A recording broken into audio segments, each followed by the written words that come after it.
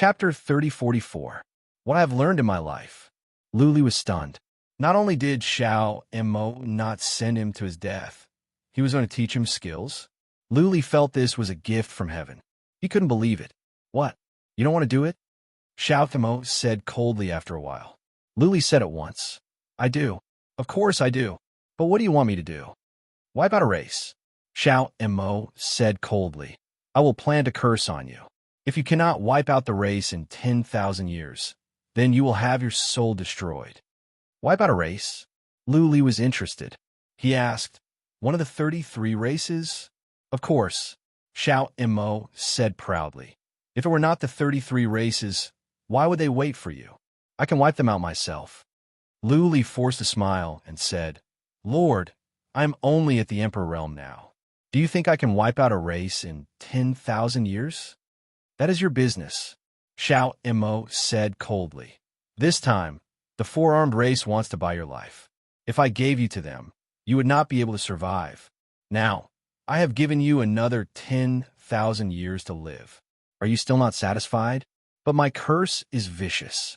The closer you are, the more tormented your soul will be. If you cannot complete the mission, your soul will be gnawed away bit by bit, and you will die in the end. Luli frowned. He thought about it and asked, Lord, I am curious. How can you be sure that I can wipe out that race?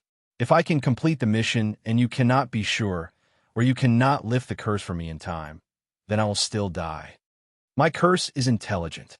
Xiao Mo didn't hide anything and transmitted his voice. The blood curse that I set for you will have a spirit worm enter your soul. This spirit worm has a very high intelligence. If you can't complete the mission, it will eat your soul bit by bit. If you complete the mission, it will naturally not harm you. Okay. Luli nodded and said in a deep voice, Sir, I promise you that if I don't die in these 10,000 years, I will do my best to help you destroy this clan. Well, you don't have to wipe them out completely, Xiao Mo said coldly. We only need to kill all of their saint emperors. We don't need to kill the rest. Their clan has done all sorts of evil. As long as you can kill their saint emperor, their clan will be very, very miserable. Sir, who is this clan? Luli asked. Dark Knight clan. Xiao Mo gritted his teeth and said, Back then, my clan was completely annihilated by the Dark Knight clan. Only I managed to escape. All these years, this seat has been thinking of ways to take revenge. Unfortunately, this clan is too strong. This seat's combat power is not enough. And this time, I'm afraid I'm going to die here. This seat is unwilling. Dark Knight clan? Luli was taken aback. He had heard of this race before. When he was collecting information, he learned a little about this race. The Dark Knight clan used to be a great clan above the fourth heaven. They used to be a clan that was even more glorious and powerful than the Four-Armed clan and the Crimson Dragon clan. They occupied a huge boundary of the fourth heaven. Unfortunately, they declined. That being said, the Dark Knight clan was still a powerful clan with profound resources. Among the 33 clans of the universe, the Dark Knight clan ranked the third. For Li and the third heaven, even the major clans of the universe were considered super clans, let alone the 33 clans. The abyss of demons almost wiped out the third heaven. Any of the major clans here could wipe out the third heaven. Now, Luli had to wipe out the Dark Knight clan. Luli felt it was more difficult than climbing to the sky. But he had no other choice. Dying 10,000 years later was better than dying now. You don't have much time. Xiao Mo's voice interrupted Luli's thoughts. Xiao Mo said, I will teach you my 3 holy secret skills. You must master them as soon as possible.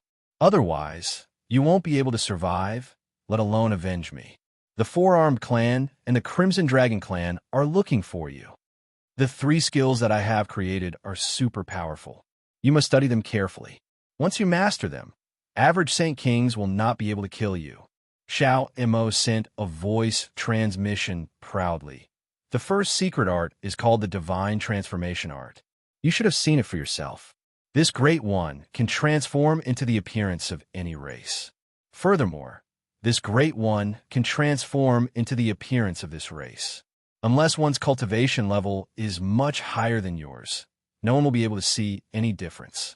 The second skill is called divine concealment. You have seen it as well. After you learn this skill, unless you are at a much higher realm than you will not be able to sense your presence. The third one is the forbidden skill that I have just released, Swift.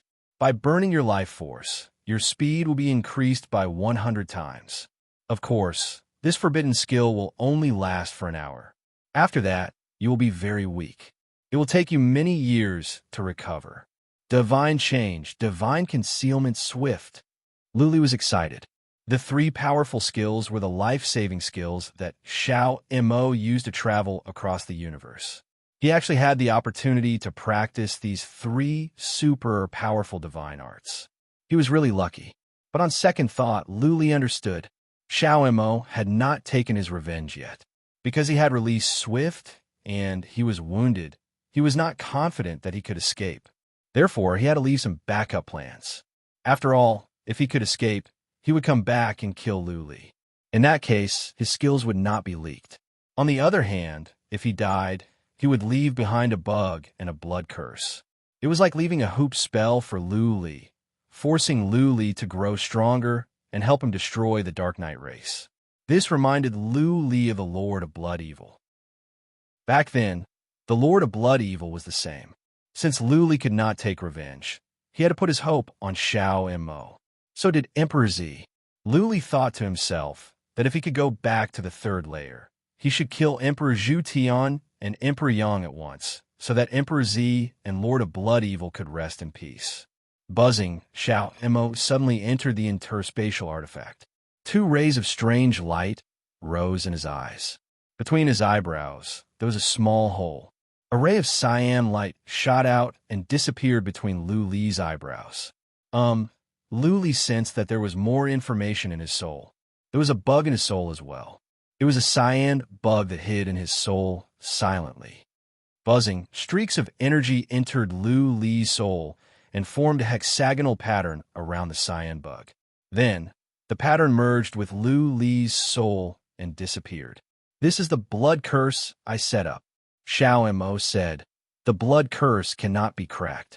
Not even a warrior at the peak of the Saint Realm can do it.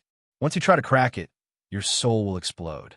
With the blood curse, you will not be able to kill my bug. So, don't even think about going back on your word. Okay now. With that said, Xiao Mo dashed out. The interspatial artifact glowed as Luli was teleported out. Xiao Mo waved his hand and said, "There is a wasteland 300 miles to the southeast. Go there and cultivate. I will distract the powerful warriors nearby. Whether you can survive or not will depend on whether you can learn my three skills as soon as possible." Whoosh! Xiao Mo was a decisive person. He dashed to the northwest and left some words for Luli. "Human kid, I have one last gift for you. The evil spirit in your soul is deep. The cyan arc bug will purify your soul and bring it back to its original state. Otherwise, you will have no hope of reaching the Saint Realm in your current state. Go ahead and cultivate. If you can help me with my revenge, I will be able to smile in the afterlife. P.S. I am still suffering from a cold. 4 chapters a day for tomorrow and the day after. Please remember the domain name of the book. Third Sect Leader's mobile reading website. Chapter 3045. Xiao Mo was gone. The strand of sword intent in Luli's soul was gone as well. Until now, Luli still felt he was dreaming. He had thought that he was doomed. Unexpectedly, things took a turn for the better. Not only did he survive, but he also gained 3 powerful skills. Although there was a spirit insect in his soul that could kill him at any time, at least he wouldn't die for the time being, right? Phew. Luli rubbed his face to clear his mind. He was safe for now, but that did not mean he was safe. The Red Dragon race had sent many powerful warriors. He did not know if the Four-Armed race had sent powerful warriors. Once Xiao Mo died and Luli could not be found, the Red Dragon race and the Four-Armed race would start searching for him. Moo! Luli used the trace of the Great Path and flew toward the southeast quickly.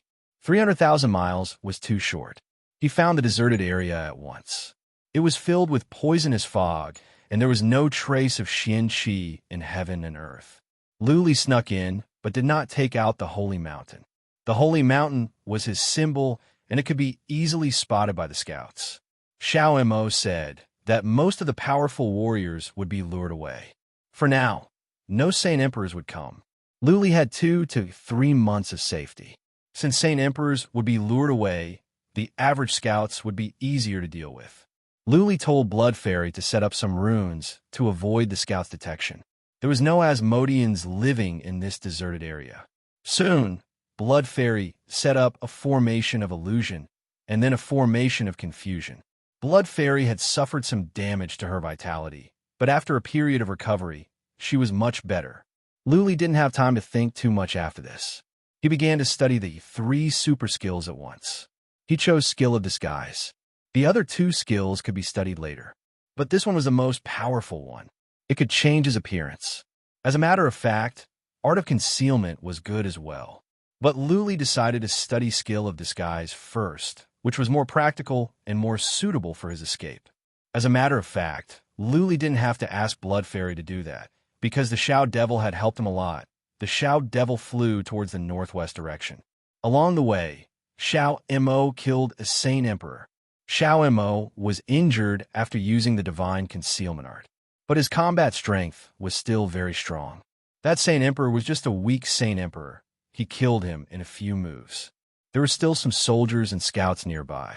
Xiao Mo went on a killing spree, killing hundreds of martial artists in a single breath. After that, he used Divine Concealment technique again and flew towards the northwest direction. The news quickly spread. Commander Li was enraged and immediately mobilized all the experts to chase after them. At the same time, many scouts were mobilized there. Therefore, Luli had no scouts or powerful warriors on his side. The Shao Devil knew that it would be very difficult for it to escape. Because it was injured, it would be very difficult for it to avoid being tracked. Of course, he didn't give up. Instead, he wanted to give it a try. If he could escape, that would naturally be a good thing. Lu Li was just one of the backup plans he had. If he could escape, he would find Lu Li and kill him. Countless experts chased after him. Xiao Mo revealed his strength as the #1 expert of the underground world. Although there were countless experts chasing after him from all directions, he kept breaking out of the encirclement. Many soldiers and experts who encountered him were instantly killed. Blood dyed the sky. Hundreds of thousands of soldiers and powerful warriors weaved into a huge net. Like a trapped beast, Xiao Mo dashed to the left and right, tearing apart layers of encirclement and breaking out again and again. On many occasions, 3 or 4 Saint Emperors had caught up with Xiao Mo, but still failed to capture him. Instead, 1 or 2 Saint Emperors were injured by Xiao Mo. Xiao Mo's abilities shocked all the powerful warriors. He had used Forbidden Skill twice, and he had consumed a lot of energy. How could he still be so strong? That being said, Commander Li and the others knew that Xiao Mo was an arrow at the end of its flight. It couldn't last much longer. As long as Xiao Mo could be killed, then everything would be fine and Commander Li's name would be known throughout the region of Infinite Star. 2 months. A group of powerful warriors chased after Xiao Mo for 2 months. On many occasions, it seemed that Xiao Mo was about to be captured, but Xiao Mo always managed to break out of the encirclement. 3 Saint Emperors, 30 Emperor Realm warriors, and more than 10,000 warriors. In just 2 months, 3 Saint Emperors were killed by Xiao Mo, and more than a dozen Saint Emperors were injured by it. Xiao Mo's strength shocked all the experts and soldiers. If it wasn't for the fact that Xiao Mo's injuries were getting more and more serious, Commander Li would have to ask the law enforcement team to send out more powerful elders. Xiao Mo was like a dying dragon. Although it looked like it was on the verge of death, its counterattack could tear off a piece of flesh at any time. It was because of Xiao Mo's viciousness that he was still alive. Many Saint Emperors didn't dare to risk their lives against him, which gave Xiao Mo a chance to escape. Of course, everything was going to end soon. Xiao Mo used the Swift Art for the 3rd time. Although he managed to escape, his injuries were too severe. Even if he managed to escape, it would take him tens of thousands of years to fully recover. Most importantly, a powerful warrior from a large clan had planted a kind of parasite in his body. The parasite was constantly devouring his life energy and could easily track his movements. Commander Li and the others followed Xiao Mo from afar. They didn't rush to chase after him. They were afraid that Xiao Mo would perish together with the Saint Emperor before he died. If it was in the past, Commander Li might be able to neutralize the parasite in Xiao Mo's body. Now that he was too weak, there was no way to neutralize it. He could only watch as his life energy was devoured bit by bit. He also felt that his life was coming to an end. However, he was still flying. He wanted to escape into a domain. That domain was extremely dangerous. If he didn't reach the martial saint perfection stage, he would only have a slim chance of survival. He wanted to fight for his last hope. After flying for half a month, he arrived near that domain. However, when he saw the densely packed army and formidable warriors in front of him, he gave up. Commander Li and the others had already guessed that Xiao Mo's ultimate goal was this domain. How could they let Xiao Mo escape? Xiao Mo didn't run anymore. He stood in midair as the muscles on his face slowly changed. Finally, he turned into a handsome man. A young mistress Li stood at the side. When she saw Xiao Mo's appearance, she exclaimed, "Xiao Mo is actually from the Spirit King race. Didn't the Spirit King race perish a long time ago? The Spirit King race is not extinct yet. However, after today, it will be completely extinct." Xiao Mo smiled bitterly. He then arrogantly scanned the crowd and said, "Everyone who wants to send me on my last journey, if you don't dare to go alone, you can all come together." Xiao Mo's disdain was very obvious. One of the Saint Emperors couldn't take it anymore. Xiao Mo was so seriously injured, and yet he was still so arrogant. This Saint Emperor and Xiao Mo battled in midair. The battle only lasted for 5 minutes before that Saint Emperor retreated. He had been severely injured by Xiao Mo. If he didn't retreat quickly, he would have died on the spot. "Xiao Mo Kuang, I will fight you." A formidable martial artist from the Red Dragon race went up. The result was the same. Xiao Mo looked like he was on the verge of death. However, he still managed to severely injure the Red Dragon race's Saint Emperor. The third, the fourth, 4 Saint Emperors went up consecutively. They were all injured by Xiao Mo. When the 5th Saint Emperor went up, Xiao Mo finally couldn't take it anymore. However, he didn't choose to die in the hands of his enemies. Instead, he smashed his own head. Boom! Xiao Mo's soul spirit was shattered. Before he died, he sighed and said, "Human race lad, don't disappoint me. Please remember this book's domain name." Third Sect Master's Mobile Version. Chapter 3046. Luli let Xiao Mo down. During the past 2 months, he didn't learn the skill of transfiguration. Xiao Mo thought too highly of Luli. The skill was too complicated.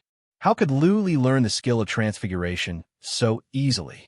Even though he didn't fully understand it, Luli had scratched the surface and could change his appearance. Luli had learned some disguise skills before, but they were nothing compared to this skill of transfiguration. They were not on the same level. Luli was ready to go. He was going back to the realm of flying, which was safe enough. He had celestial stones now. As long as he could go back to the realm of flying, he could buy a house in any city and settle down. But this place was a bit far away from the realm of flying. Xiao Mo had flown for such a long time.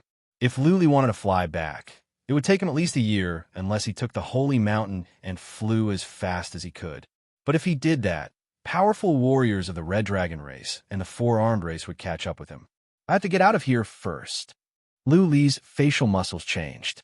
He grew taller and stronger. He looked like a Red Dragon race warrior. His realm remained the same. He was still at the Emperor realm. He couldn't change that yet.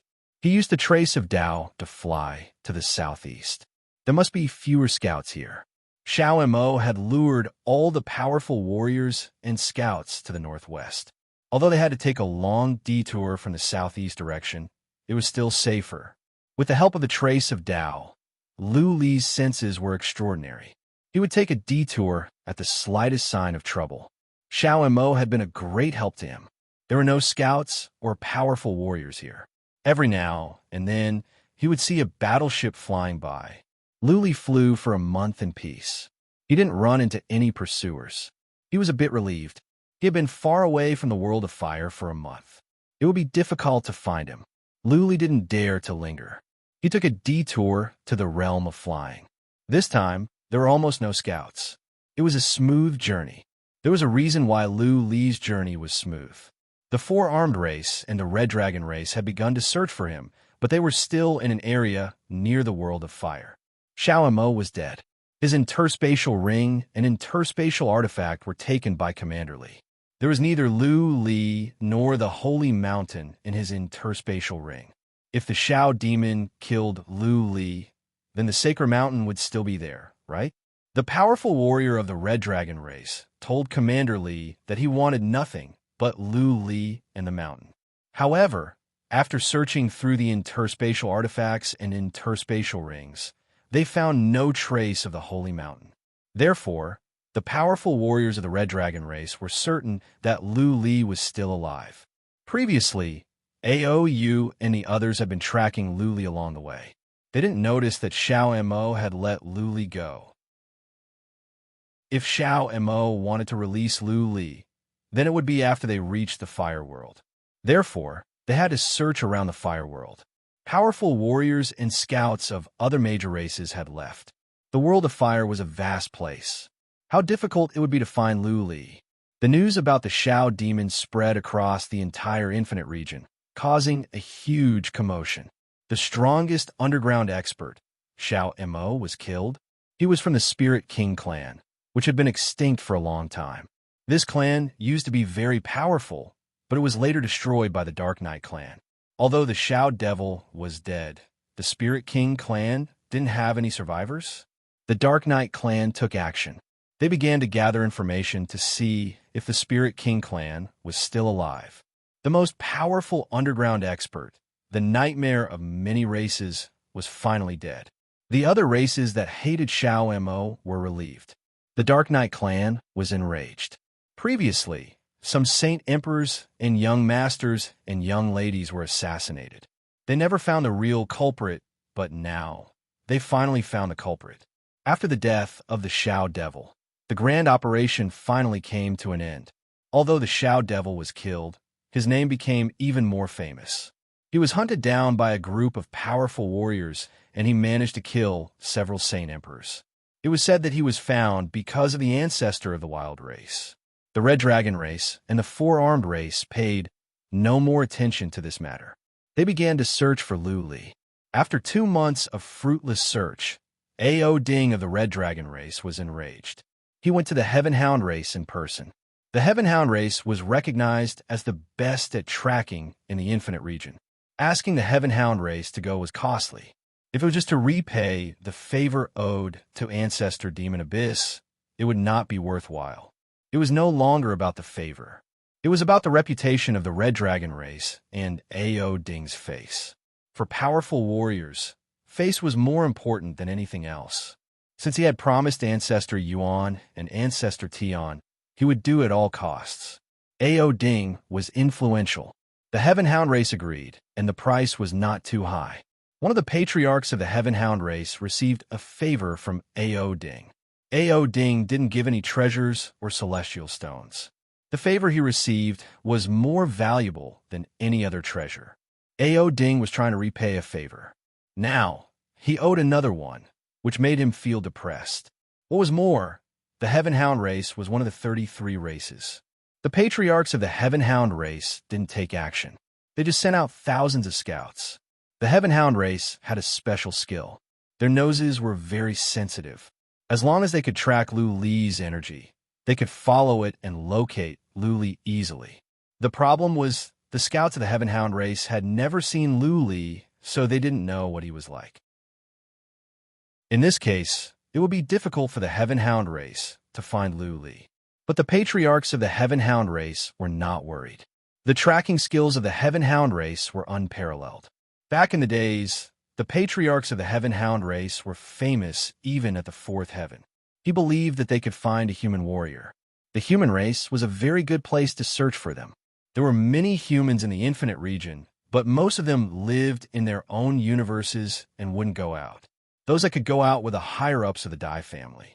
Therefore, as long as they could find a human that was not from the Dai family, it would be Lu Li without a doubt.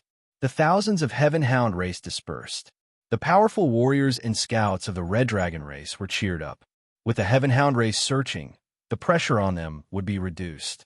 As long as the Heaven Hound race could find Lu Li, then everything else would be fine. The Heaven Hound race lived up to expectations. In half a month, they found the deserted world where Lu Li was hiding. A quasi-emperor from the Tiango race was very certain that a human had been hiding here for more than 2 months. This place was near the world of fire. During that time, there were only powerful warriors and scouts of different races here. No human dared to come close. Therefore, the identity of this human was obvious. The Heavenly Hound Quasi-Emperor had located Lu Li's energy as well. He had been following the route Lu Li took when he ran away. Admittedly, the Heaven Hound race was amazing. It had been several months since Lu Li left, and this powerful warrior of the Heaven Hound race could still sense Lu Li's energy in the air. Please remember the domain name of this book. Third Sect Leaders Mobile Version. Chapter 3047. Lu Li had been on the run for half a year. He was not far away from the realm of ascension. In another half a year, he would enter the realm of ascension. At the moment, he was in the vicinity of a huge star field. This star field was very famous, and it was called the Yin-Yang Star. This was the only one apart from the realm of ascension where all the races lived together. It was also the most chaotic one in the entire infinite region. This was the second largest one in the infinite region. There were many treasured lands and relics here. It was second only to the realm of ascension. According to common sense, such a good interface should have been occupied by the big clans and definitely not given to those small clans. As a matter of fact, this was the case in the beginning. Many major races were fighting for this place.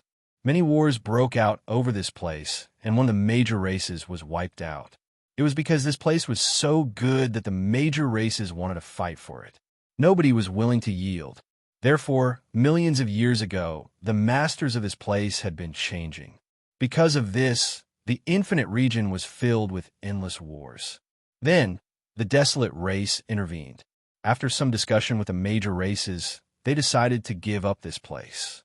No major races could occupy this place, not even cities. Powerful warriors of the major races were not allowed to enter. There were too many races in the infinite region and too many people. Most of the land and resources were occupied by the 33 races. The remaining population and races were not happy. There were too many conflicts that would erupt one day. Therefore, they needed a place to vent. The Yin and Yang Star was a place for them to vent. Let the various races fight for territory, fight, and vent their anger inside. This would not only give the races hope, but also weaken them. The 33 races had made it clear that they would not enter the Yin and Yang Star. Any race that could conquer the Yin and Yang Star would be recognized by the 33 races. This gave hope to the smaller races. For this slim hope, generation after generation, they would fight and kill in the Yin and Yang Star. As long as there was a fight, people would die. When the average warriors died, the powerful warriors would not sit still. At this rate, the smaller races would be trapped in a vicious cycle. For this slim hope, they would continue to consume their vitality. In this way, the 33 races would not be able to shake their ruling position in the infinite region. Lu Li was near the Yin and Yang Star. He wanted to go in and have a look and find a place to rest. But in the end, he still endured it. Although this was a good place to hide, it was not an absolutely safe place. Only the flying immortal world was absolutely safe. Who knew when the experts from the Scarlet Dragon race and the Four-Armed race would arrive? Who knew what kind of powerful tracking abilities these large clans had? He had yet to successfully cultivate his 3 super powerful secret techniques. He rested in a nearby wasteland for a while before continuing his flight. As he flew, he tried to comprehend the divine transformation technique. With his current abilities, it was very easy for him to multitask. His progress in the divine transfiguration art was very fast. He had already broken through the first stage. There were 3 stages to the divine transfiguration art. The first was to change one's appearance, the second was to change one's mind, and the third was to change one's body and soul. The form was the fleshly body, and the spirit was the temperament, realm, and aura.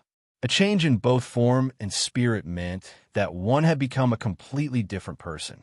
The Shao Devil had completely transformed into another person. Commander Li and the others had met the Shao Devil once outside the Fire World. At first, they didn't discover any problems with the Shao Devil.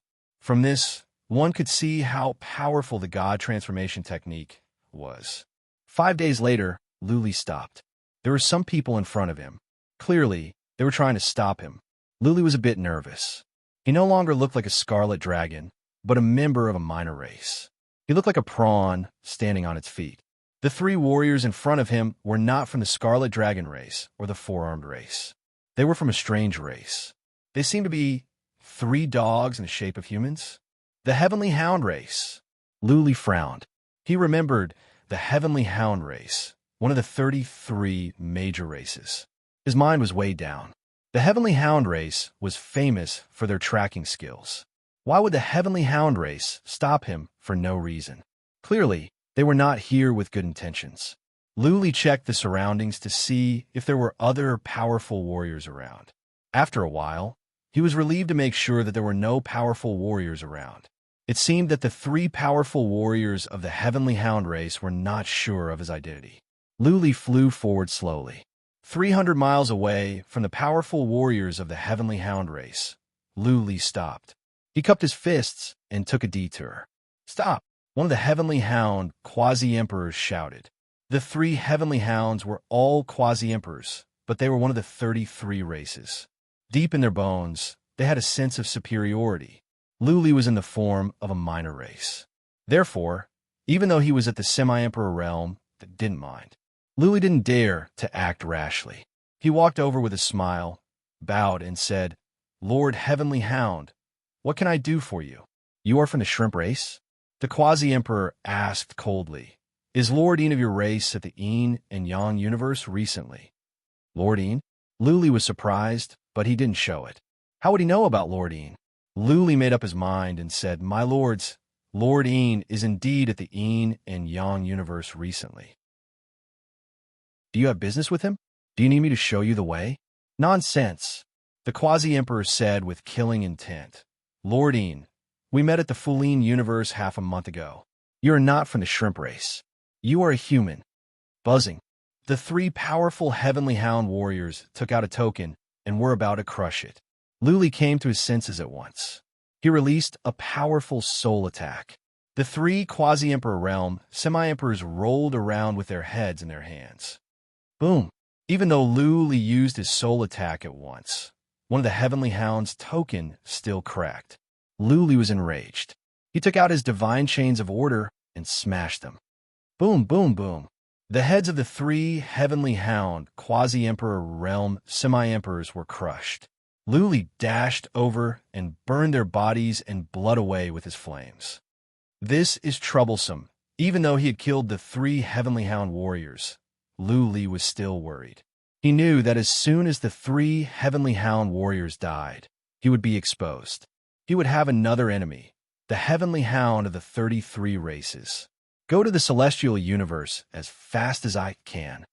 Luli's eyes flickered. If he flew at the top of his speed on the holy mountain, he could arrive at the celestial universe in a month at most. But would the Heavenly Hound, the Red Dragon, and the Four-Armed race allow him to enter the celestial universe safely? That was not possible. If the 3 races were so useless, they wouldn't have become one of the 33 races. "Let's go." Luli took out the holy mountain with determination and flew away. But he was not going to the celestial universe. Instead, he turned around and flew toward the Yin and Yang universe.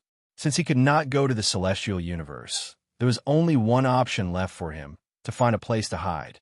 He must master the 3 super secret skills as soon as possible. As long as he could do that, he would have a chance to escape. Otherwise, he was doomed. The yin and yang universe was a complicated place with many treasures and dangerous places. It was the best place for him to hide. He had to find a place to cultivate in the yin and yang universe. Going anywhere else would only lead to death. Please remember the domain name of this book. Third Sect Leaders Mobile Version. Chapter 3048. Found him. In the void, on a huge golden warship, an elder of the Tingo race had a proud look on his face. There were 4 Saint Emperors of the Crimson Dragon race sitting beside him. One of them was a muscular and imposing elder. He immediately smiled and said, "The Tingo race truly lives up to their name. Elder Goen, I'm convinced this time. You actually found it in such a short amount of time? Where is he?" Goen took out a map and said, "Near the Langu world, not far from the yin and yang world. 3 of our elites were killed by him, but they sent a signal before they died. Oh, not only did our race expend a great deal of manpower and resources, we even lost our race leader's elites." The Red Dragon race's elder, was taken aback and asked, "That kid just broke through to the Emperor realm, right? Your race's speed is insane, yet he killed 3 of our elites?" Elder Goen, you don't have to worry about this. After we capture this human kid, our race will naturally compensate you. There's no need for that. Goen shook his head and said, "Since Lord Ao Ding owes our race a favor, we naturally have to do it well. The death of some of our people is a trivial matter. Let's go, let's hurry back. Don't let him escape." Escape? Oyu was taken aback again and asked, "Didn't your race find him? You have elite warriors on your side, right? Since they found him, how can you let him escape? This kid has some tricks up his sleeve." Goen snorted and said, "He must have learned a thing or 2 from the Xiao Mo. His aura has disappeared. Our warriors have not been able to track his exact location, but they can sense that he has gone to the yin and yang world." Yin and yang world? Oyu frowned. According to the agreement, the 33 races could not go there. Of course, they could sneak in, but there would be trouble if they were discovered. Besides, the yin and yang world's terrain was complicated. If Luli escaped into a strange terrain, it would be much more difficult to find him. Once this dragged on, the matter would blow up. The desolate race might intervene. After all, the 33 races had agreed that they could not go in. "Can we stop him outside?" Aou asked. The Crimson Dragon race didn't have any clansmen there, but the Tiango race should have some clansmen there. They could try to stop them. "I've already sent a message. Try your best to intercept them." Goen waved his hand and said, "Relying on them might not be of any use. Let's hurry over." "All right."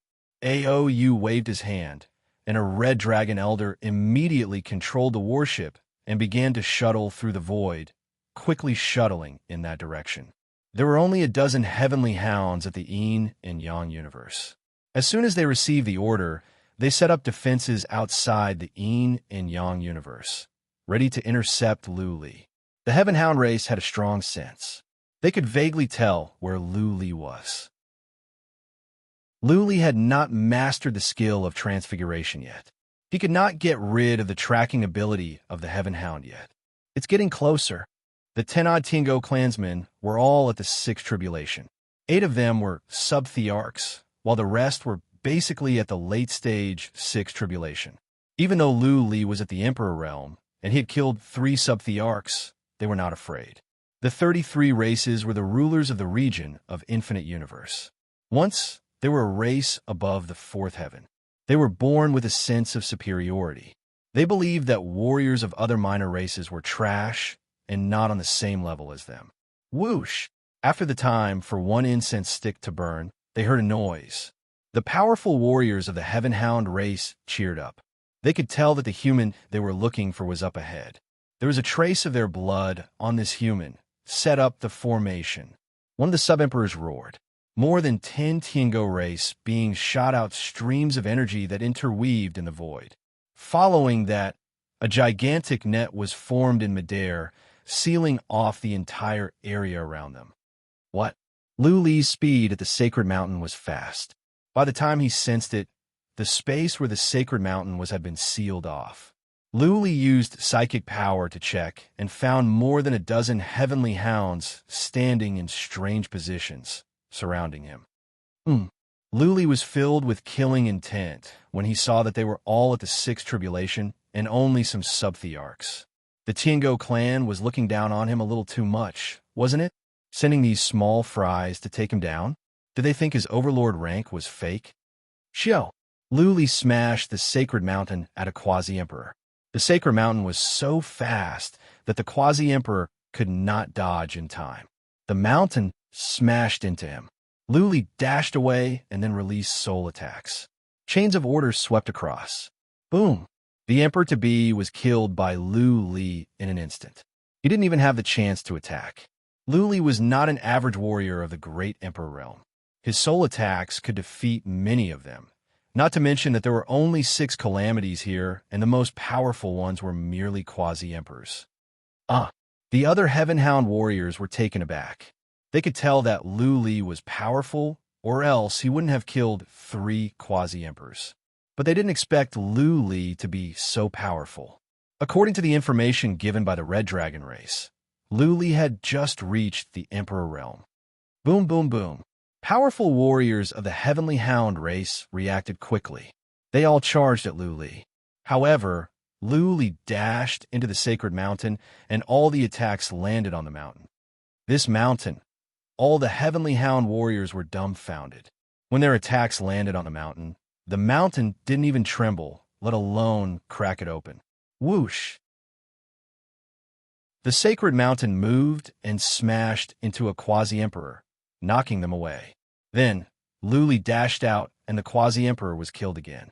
At the same time, Luli used Skill of Wind to attack all the Heavenly Hound warriors.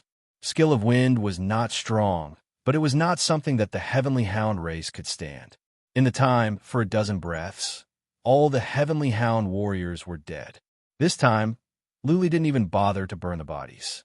Since the Heavenly Hound race could stop him here, it meant that the Heavenly Hound race could find him and they were here to track him down.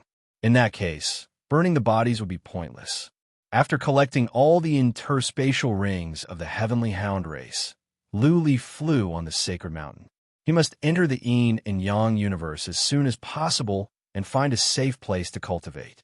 Even though the 33 races of the yin and yang universe could not go in, Luli believed that powerful warriors of the Red Dragon race and the Heavenly Hound race would sneak in. The Heavenly Hound race seemed to be able to track him down. Therefore, the only way for him to survive was to find a safe place to cultivate for a while and master the art of transfiguration and art of concealment as soon as possible. That was the only way for him to survive. The interception failed. An hour later, go and receive the news. He explained, all the warriors we sent to intercept him have died in battle. That human brat is about to enter the yin-yang realm. Aoyu was stunned. He said with killing intent, we must find him and cut him into pieces even if he has to enter the yin and yang universe. I will go and mobilize armies and powerful warriors to enter the yin and yang universe. What are you going to do with so many armies and powerful warriors? Goen rolled his eyes and said, are you trying to tell all the races in the desolate region that we have entered the yin and yang universe? He is just an Emperor Realm warrior. 5 of us are not enough for him. Don't let anyone else go. Just the 5 of us will be enough. He killed so many of our children. We will make him wish he was dead. P.S. That's the 4th chapter. Please remember the domain name of this book. Third Sect Leaders Mobile Version. Chapter 3049. The Yin and Yang Universe, Water Willow City. This was a famous city in the Yin and Yang universe. It was not a large city, but there was a water willow lake nearby. Water willows grew by the lakeside. In the lake, a powerful warrior was buried. Once upon a time, something big happened in the tomb of this warrior. 2 young masters from major families fought over a young lady. Eventually, the 2 young masters survived, but the young lady was accidentally wounded and died. This incident became a joke in the Yin and Yang universe. Water Willow City became famous because of this. The current Water Willow City was under the control of 3 major races, 3 minor races. The yin and yang world have been fighting for so many years, but none of the major clans have been able to truly occupy it, let alone those minor clans. They could only form alliances to occupy some territories. Otherwise, it would be very difficult for their clans to occupy even a single city. As a matter of fact, many minor races had seen through the sinister intentions of the 33 races. The yin and yang universe was a poison, a fat piece of meat that would consume their vitality. Many races knew the poison, but they were reluctant to let it go. There were so many resources in the yin and yang universe. Occupying a piece of land here was better than occupying an entire universe. By occupying a piece of land, a race could obtain more resources, develop better, and nurture future generations. Without resources, a race would grow weaker. It would be difficult for them to survive, let alone develop. Sooner or later, they would be wiped out. In recent years, the yin and yang universe was less chaotic. Most of the territories had been divided, and the situation had stabilized. 5 factions had been formed. Many minor races had formed an alliance to advance and retreat together. Attacking a city would result in being attacked by many other minor races. Pulling one hair in one place could affect the whole. In this way, there would be fewer chances of a war. Where should I go? In a tavern in the Water Willow City, Luli had been sitting here for half a day. He had gathered a lot of information. He basically knew everything about the yin and yang universe, but he couldn't find a suitable place. Luli was sure that the powerful warriors of the Heaven Hound race would come soon. Powerful warriors of the Red Dragon race or the Four-Armed race would be here as well. The only way for him to get rid of the pursuit of the 3 races was to find a place of absolute safety, to cultivate the skill of transfiguration and stealth. As long as Luli could master the 2 skills, the possibility of him escaping would be greatly increased. That being said, the 2 skills would take time. Luli estimated that it would take at least several years. Therefore, he had to find an absolutely safe place to cultivate for a few years. The question is, where is safe? What kind of place could stop a group of sane emperors for a few years? There were many dangerous places in the yin and yang world, and it was said that even saint emperors would die if they entered some places. But the problem was that saint emperors would definitely die in there. Could Luli survive in there? Luli only wanted a place to cultivate for a few years, but it didn't mean that he wanted to court death. Yangon City, Skeleton Mountain, Paradise Valley. Luli flipped through the map and finally decided on these 3 locations. Yeoman City was the largest city in the yin-yang realm, and it was jointly owned by the 3 great clans. The 33 races had an agreement that no one could enter the yin and yang world. Therefore, if Luli entered the city, the powerful warriors of the Heavenly Hound race, Red Dragon race, and the Four-Armed race might have some scruples. They might not dare to enter the Yangon City, let alone capture or kill him in the city. But what if the powerful warriors of the Red Dragon race, Heavenly Hound race, and the Four-Armed race secretly contacted the powerful warriors of the 3 races and reached an agreement to capture Luli? After all, the 33 races were the rulers of this region. How would the average races dare to offend them? According to the agreement, the 33 races could not enter the yin and yang world. But even if they were to start a killing spree, what else could the other races say except for the wild race? Skeleton Mountain was a dangerous place. Many people died here, and the mountain was covered with skeletons, hence the name. So far, no powerful warrior had entered the depths of the mountain. Of course, there might have been warriors at the Saint Realm who had reached the peak, but not many people knew about it. Paradise Valley was also a land of death, and it was a naturally formed land of death. It was said that many Saint Kings would immediately retreat after entering, and their vitality would be greatly injured. It was known as a place where anyone below the Saint King realm would definitely die. The 3 places were chosen by Luli. It was not that he wanted to go, but only these 3 places could stop the powerful warriors of the Heavenly Hound race, the Red Dragon race, and the Four-Armed race. I cannot go to the Eternal Peace City. Luli thought about it and decided not to go to the Eternal Peace City. There was a high chance that he would be betrayed. It was better to control his own fate. He would be willing to die. Let's go to the Skeleton Mountain. Lu Li's eyes glowed as he made up his mind. The Paradise Valley was a strange place. Even though the Skeleton Mountain was dangerous, the periphery was not. The deeper he went, the more dangerous it would be. In this way, Lu Li wouldn't be stuck in the gates of hell. The Skeleton Mountain was far away. Lu Li didn't think too much after he made up his mind. He took the teleportation portal in the city at once. Even though there were frequent battles here, the buildings in the city were almost intact. When the two sides fought, they would be outside the city. In this way, whichever side won could take over the city directly. Lu Li had enough celestial stones along the way. In 5 days, he arrived near the Skeleton Mountain. He arrived at a small city near the Skeleton Mountain. He didn't go there in a hurry. Instead, he found a waiter in a tavern. He threw out a handful of celestial stones. There were more than 1,000 of them. The waiter's eyes glowed, but the waiter was smart. He didn't rush to grab the celestial stones.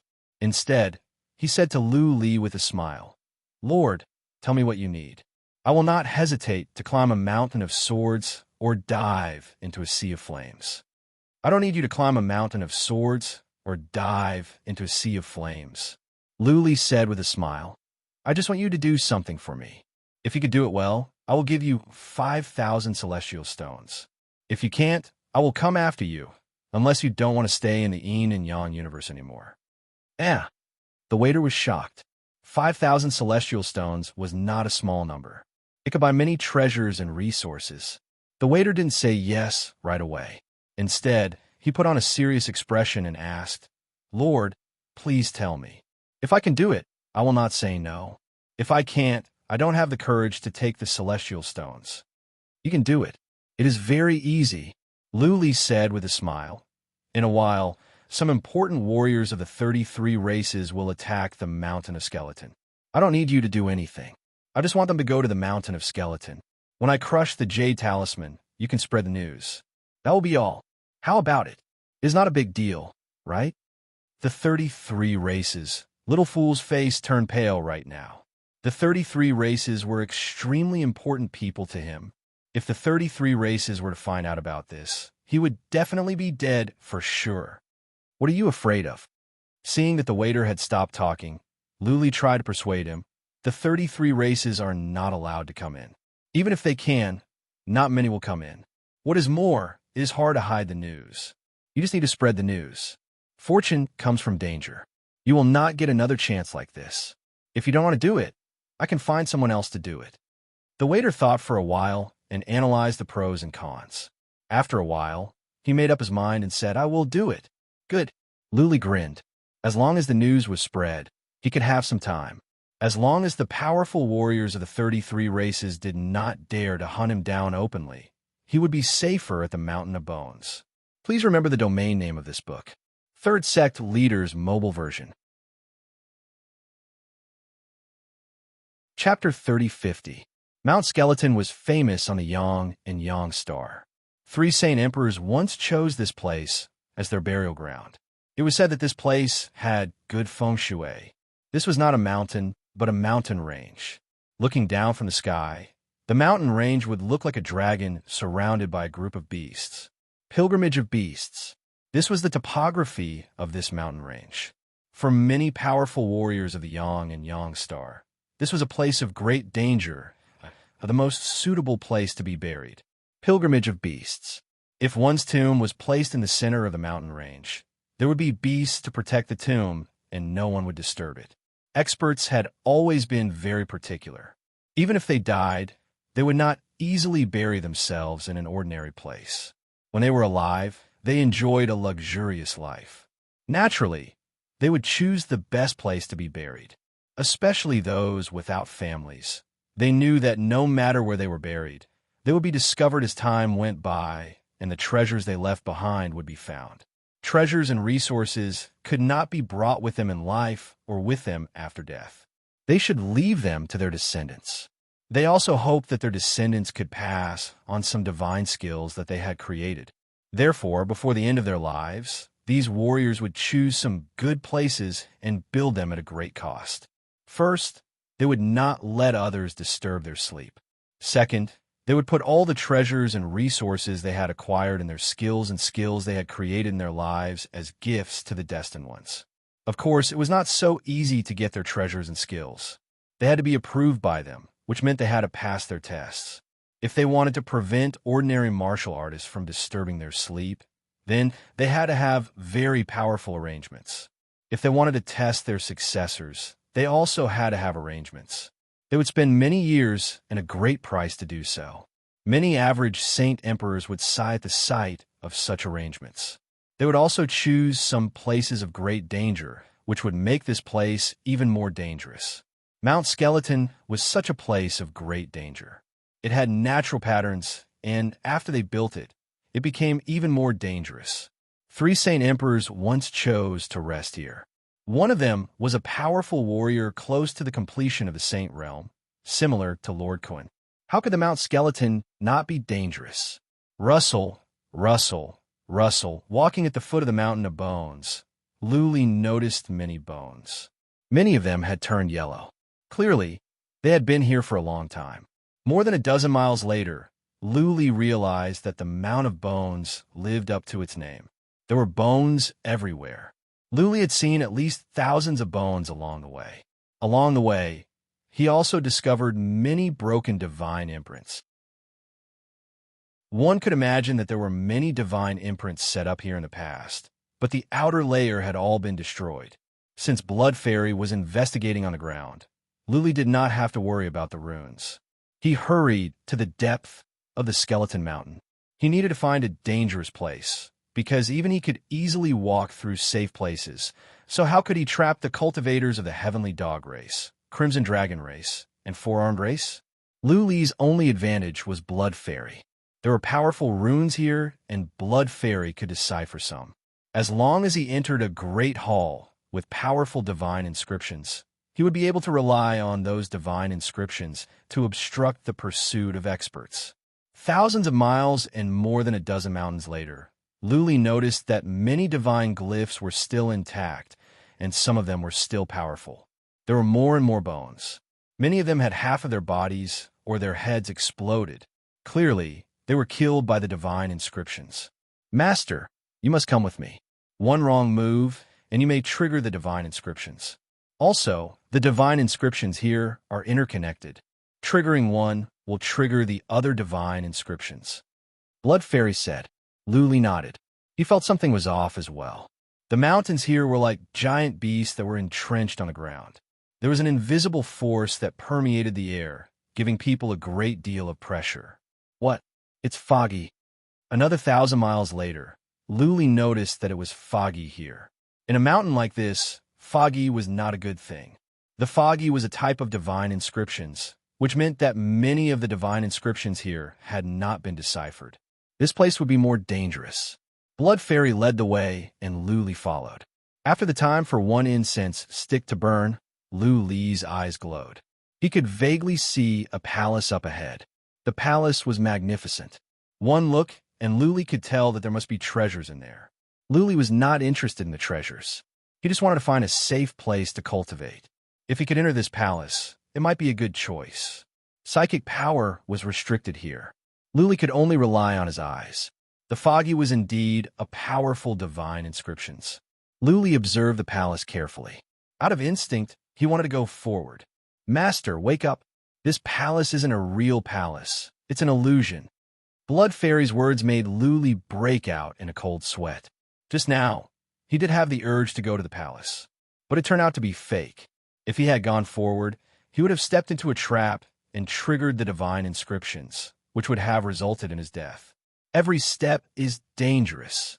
Luli did not dare to look around. He followed Blood Fairy. Blood Fairy did not lead him in a straight line. Instead, she took many turns, which made Luli dizzy. What was more, the foggy was so thick that he could not tell which way was. Master, there is no way forward. There is only a cave. You can either go into the cave or go back. An hour later, Blood Fairy sent him a message. Luli was surprised. He waved his hand and said, "Into the cave."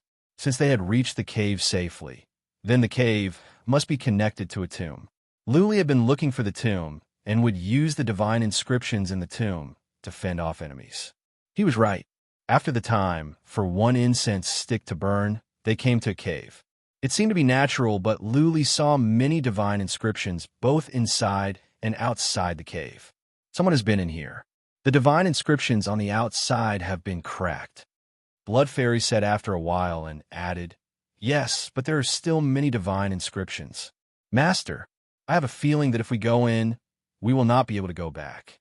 There's a special divine inscription here that will cut off your way back. Let's go." He had come this far. What else could he hesitate about?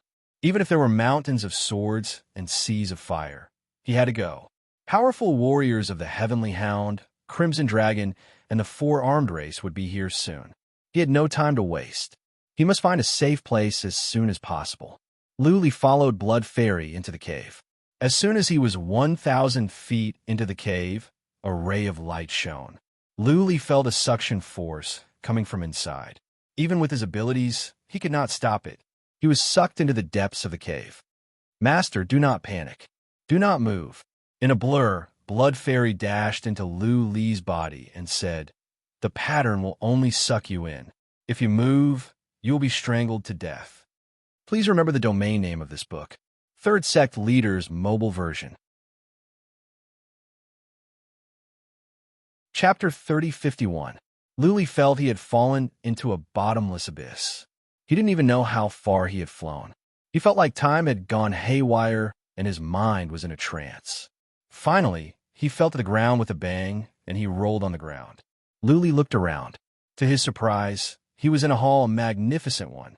There were huge stone pillars everywhere. The hall had a radius of 3 miles. "This is good." Luli took a look. There were many doors here, at least more than 20. All of them were closed and glowing. Clearly, there were runes and inhibition formations on them. The more doors there were, the more paths there would be. It would be more difficult to find Luli. Every door was connected to a path. It would take a long time for Luli to search all the paths. Waving his hand, Luli said, "Blood Fairy, it's up to you now. Crack the inhibition formations on the doors. I will go in several doors. Just open the doors. Don't destroy the inhibition formations." Luli suspected that the Dingo race could track him down because they could lock onto his energy. If so, he would go in more doors and mislead them into going in. In this way, it would be more difficult to track him down.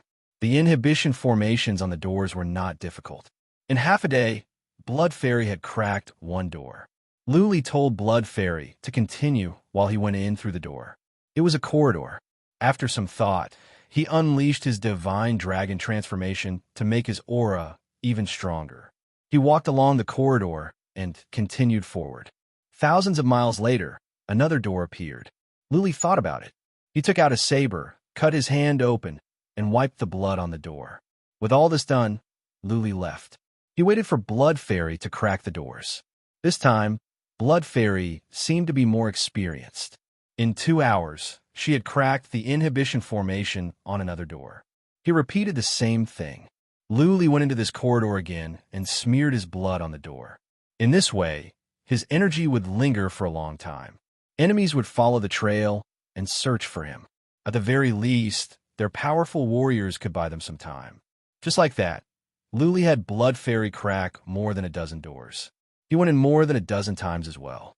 He left his energy in every place and left blood on every door.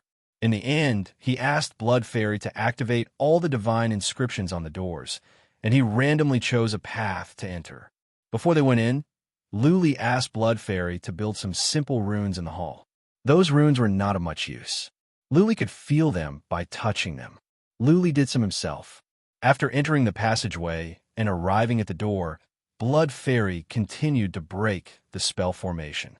It took Luli half a day to get through this door. After he went in, he found himself in a small hall. He was not in a hurry to leave. Instead, he asked Blood Fairy, "Can I put some divine runes on this door? I don't need it to be powerful.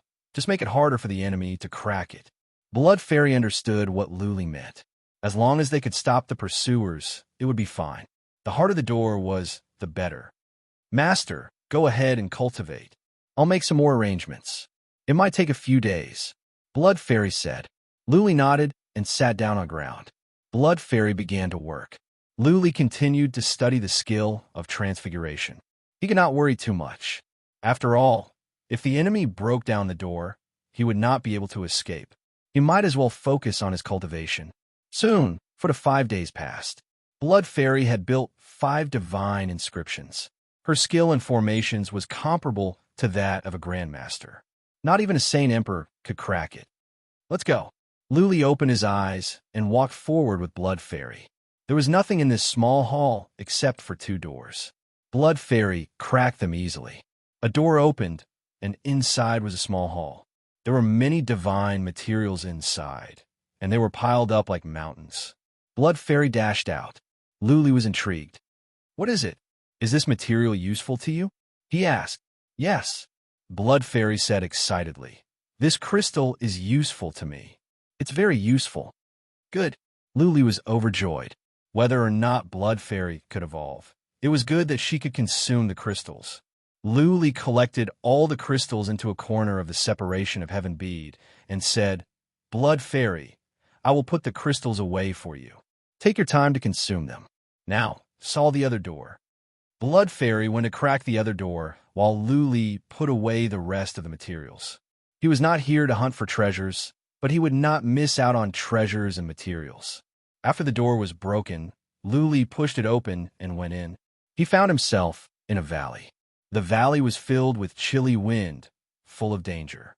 As soon as Luli stepped into the valley, his hair stood on end. He sensed danger in his soul. He had a feeling that something powerful was lurking in the valley. Do something about this door as well.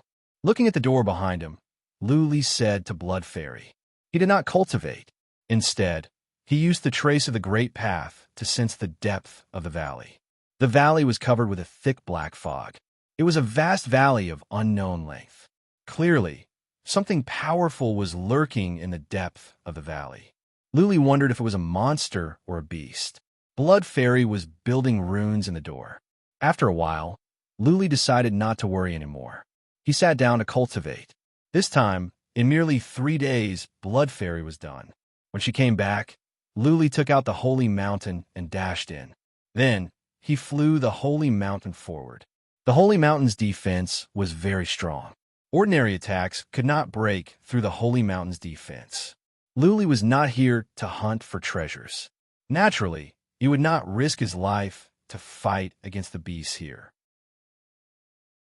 Instead, there were powerful beasts here that could help him stop the pursuers.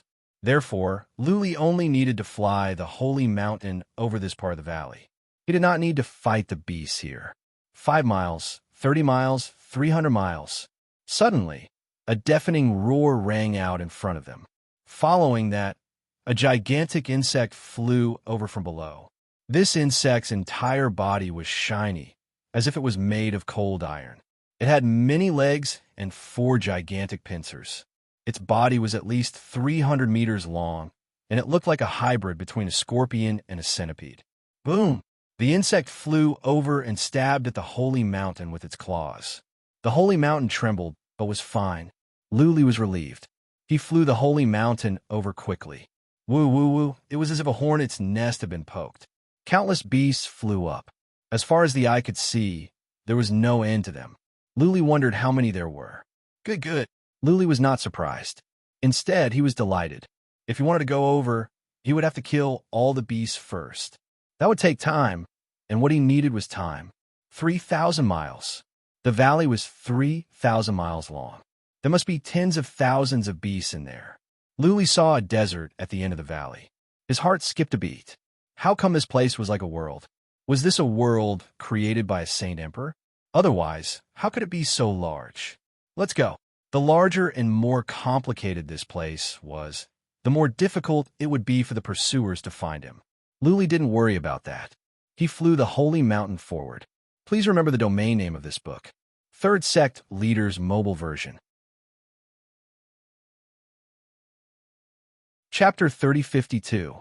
Goen sneaked into the Yin and Yang universe with AOU and 3 other patriarchs of the Red Dragon race. Given their abilities, it was easy for them to hide their chi and energy. As long as they didn't run into powerful Saint Emperors, they would not be discovered. Goen first went to the place near the yin and yang universe where more than a dozen of their race were killed by Lu Li. He sensed Lu Li's remaining qi and energy. Then, he entered the yin and yang universe and tracked Lu Li's qi and energy. Admittedly, the Heaven Hound race was very good at tracking. It only took Owen more than half a month to reach the foot of the Mountain of Bones. This human kid is smart. Standing at the foot of the Mountain of Bones, Goen exclaimed. Clearly, Lu Li knew that powerful warriors were after him. He didn't run away. Instead, he entered the yin and yang universe and entered the Mountain of Bones.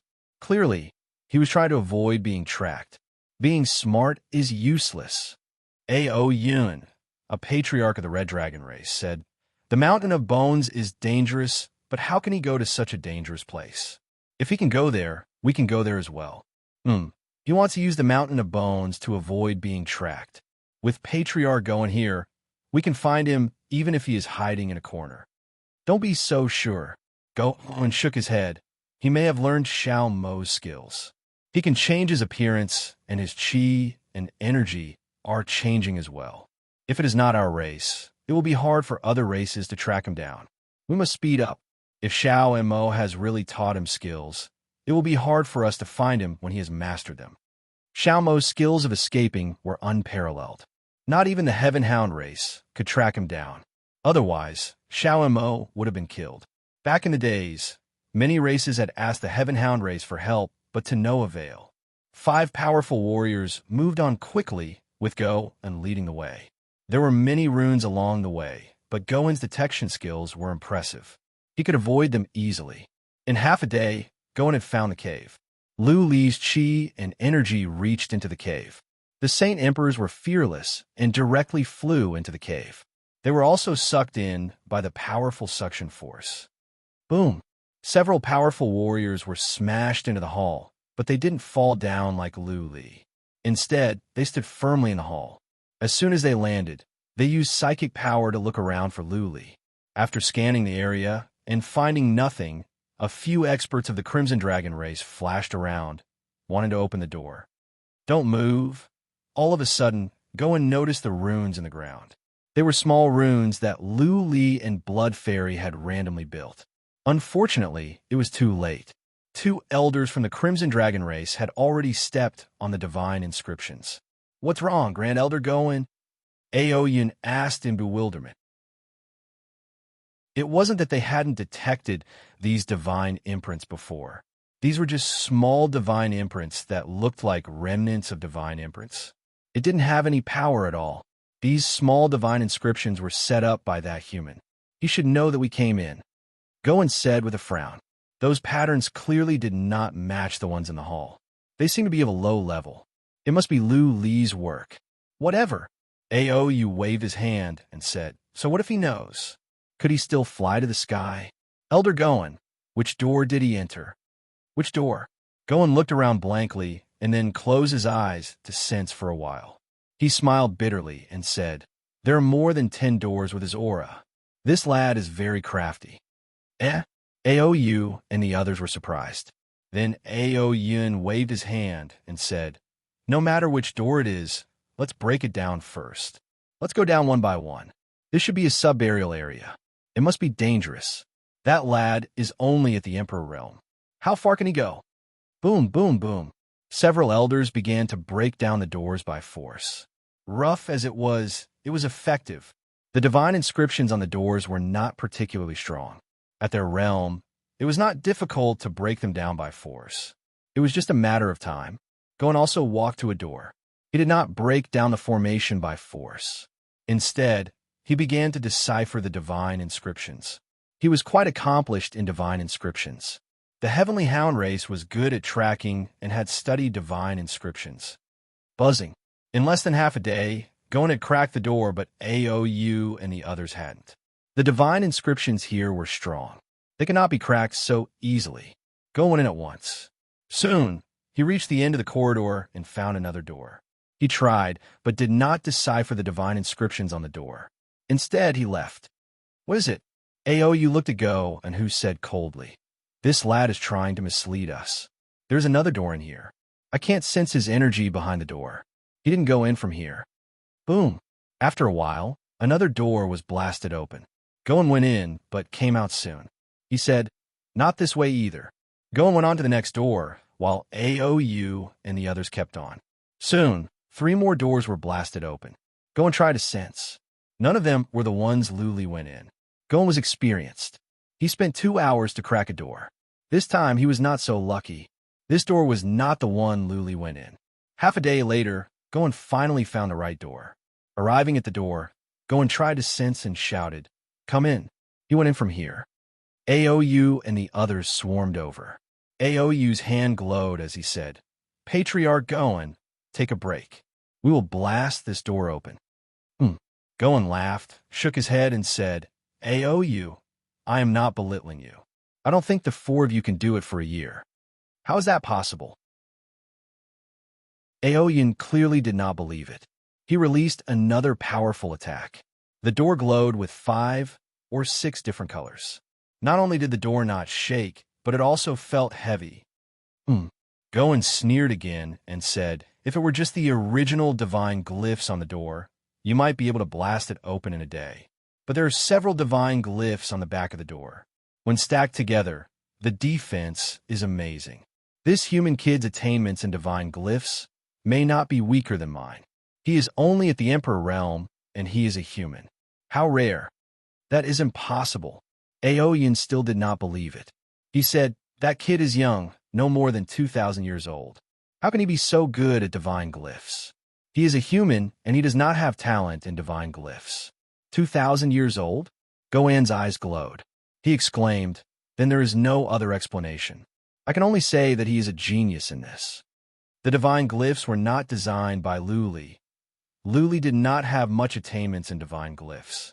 He was so young that he did not even have time to cultivate. Divine glyphs required a long time to study and accumulate. It was not something that could be achieved overnight.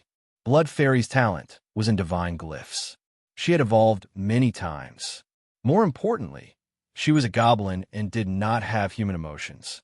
She had nothing to do every day except to study divine glyphs and then divine glyphs. That was why she was progressing so fast. I hope nothing goes wrong.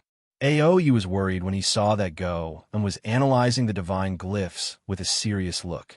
He could not let Luli escape, or else he would not know how to explain to Ao Ding when he went back. P.S. Chapter 4. Please remember the domain name of this book. Third Sect Leaders Mobile Version. Chapter 3053. They are here.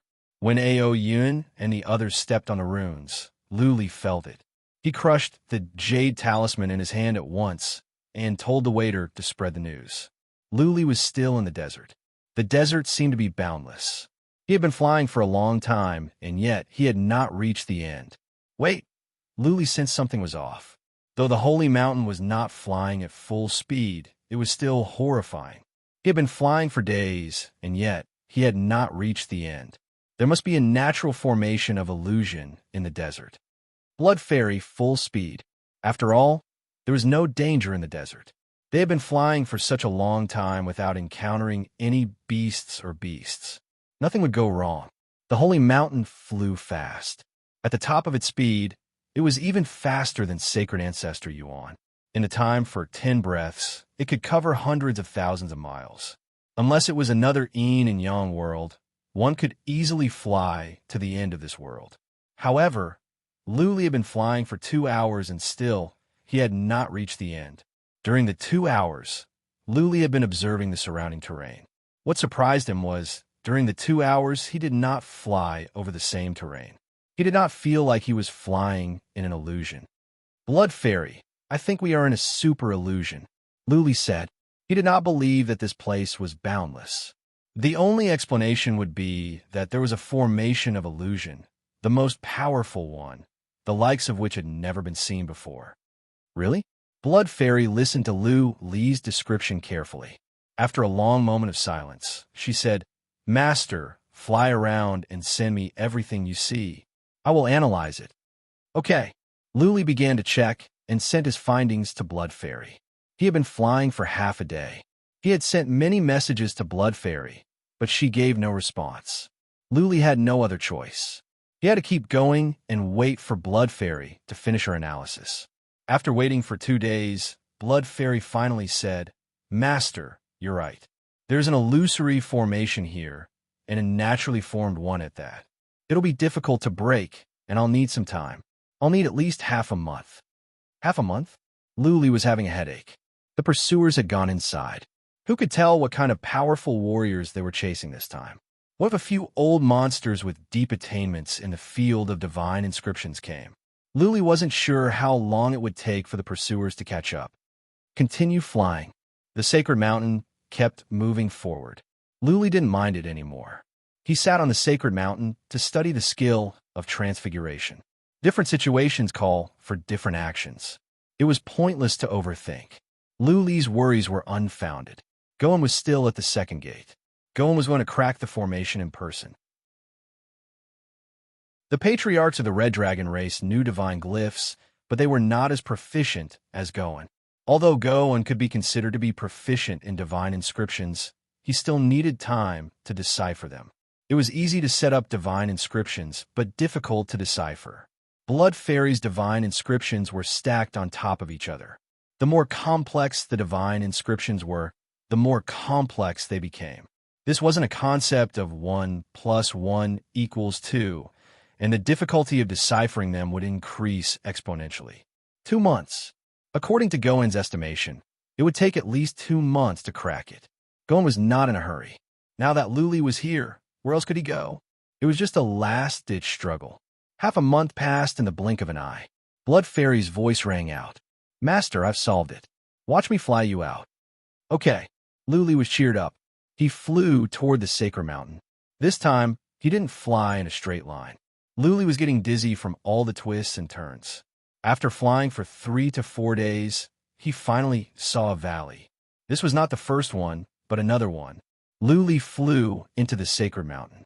Inside, there were those creatures that were the combination of scorpions and centipedes. The entire valley was filled with them. Luli flew past the sacred mountain and arrived at the end of the valley. There was another gate. Blood Fairy went to decipher the divine inscriptions while Luli continued to cultivate. After half a day, the gate was cracked open. Luli found himself in a hall. He told Blood Fairy to continue to lay down divine inscriptions on the gate. He needed to rely on them to stop the pursuers. This is not bad, Luli thought. He could enter one gate after another and ask Blood Fairy to lay down divine inscriptions on each gate. After all, he didn't have to do anything. He could just cultivate in the sacred mountain. In this way, he could cultivate along the way. He didn't have to worry about anything. The defense of the sacred mountain was strong enough. He didn't have to worry about anything in the sacred mountain. No problem. He communicated with Blood Fairy telepathically for a while, and Blood Fairy agreed without hesitation. Luli began to cultivate. Blood Fairy flew the sacred mountain forward. There was nothing in the hall except for a gate at the end. Blood Fairy broke the gate open and continued to lay down divine inscriptions on the gate. She was interested in laying down divine inscriptions. More importantly, there was a warrior behind her who was deciphering the divine inscriptions. She could tell that the divine inscriptions she laid on the second gate were being deciphered. She could feel it. Blood Fairy was not a human being. She did not have complicated emotions. To her, studying divine inscriptions was everything. It was something she enjoyed doing. Naturally, she was happy to be able to fight against a warrior. She laid down the formations, and the warrior behind her solved the problems. This was a game. It was as fun as a game. There were 2 more gates in the hall. Blood Fairy went to crack the 2 gates herself after she was done. One of the gates contained some materials. Blood Fairy didn't even tell Luli. She just put the materials into the sacred mountain. Just like that, Luli cultivated in the sacred mountain while Blood Fairy moved forward. Every time she cracked a gate, she would add some divine inscriptions to the gate. Every time, the divine inscriptions will be different. Blood Fairy was like a happy child. She set up some chess games and waited for Goa to solve them. Time zipped by. Blood Fairy went through one hall after another. In many halls, she found materials, elixirs, and some treasures. Blood Fairy did not know how to use them. She put everything she found on the sacred mountain and piled them up in the pond. In over a month, Blood Fairy had cracked more than a dozen gates. She laid divine inscriptions on all the gates. Every time, the divine inscriptions were different. Buzzing, finally, Goen opened the door. They rushed in. There were 2 doors. One was open. Luli had put away the materials inside, but the other door was closed. There are powerful divine inscriptions on this gate. Goen scouted for a moment before he scratched his head, feeling a headache coming on. If there were powerful divine inscriptions engraved on every single door, how much of a headache would it be to decipher them? Bastard, I would like to see how well you can run away. Goen snorted. His eyes flickered. He made up his mind. If he could capture Luli, he would torture him to vent his anger. Please remember this book's domain name. Third Sect Leader's mobile version. Chapter 3054.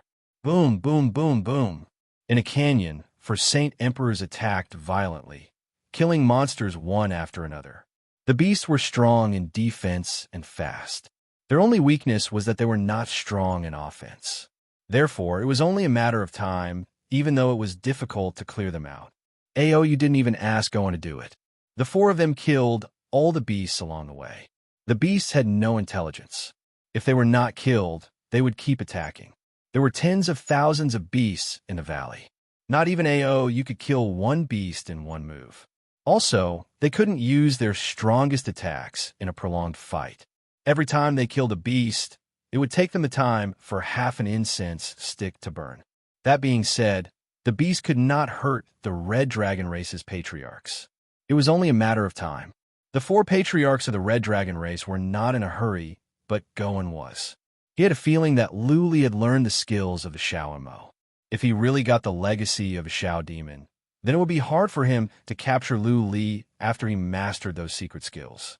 After spending more than 5 days, they finally cleared out all the monsters. The 5 powerhouses also walked into the desert.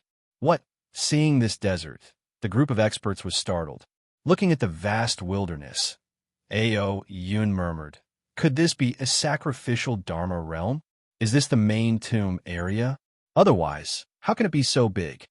Yun and the others knew the tombs well. Usually, the tombs of powerful warriors would be divided into the main tomb area, sub-tombs area, and some fake tombs area.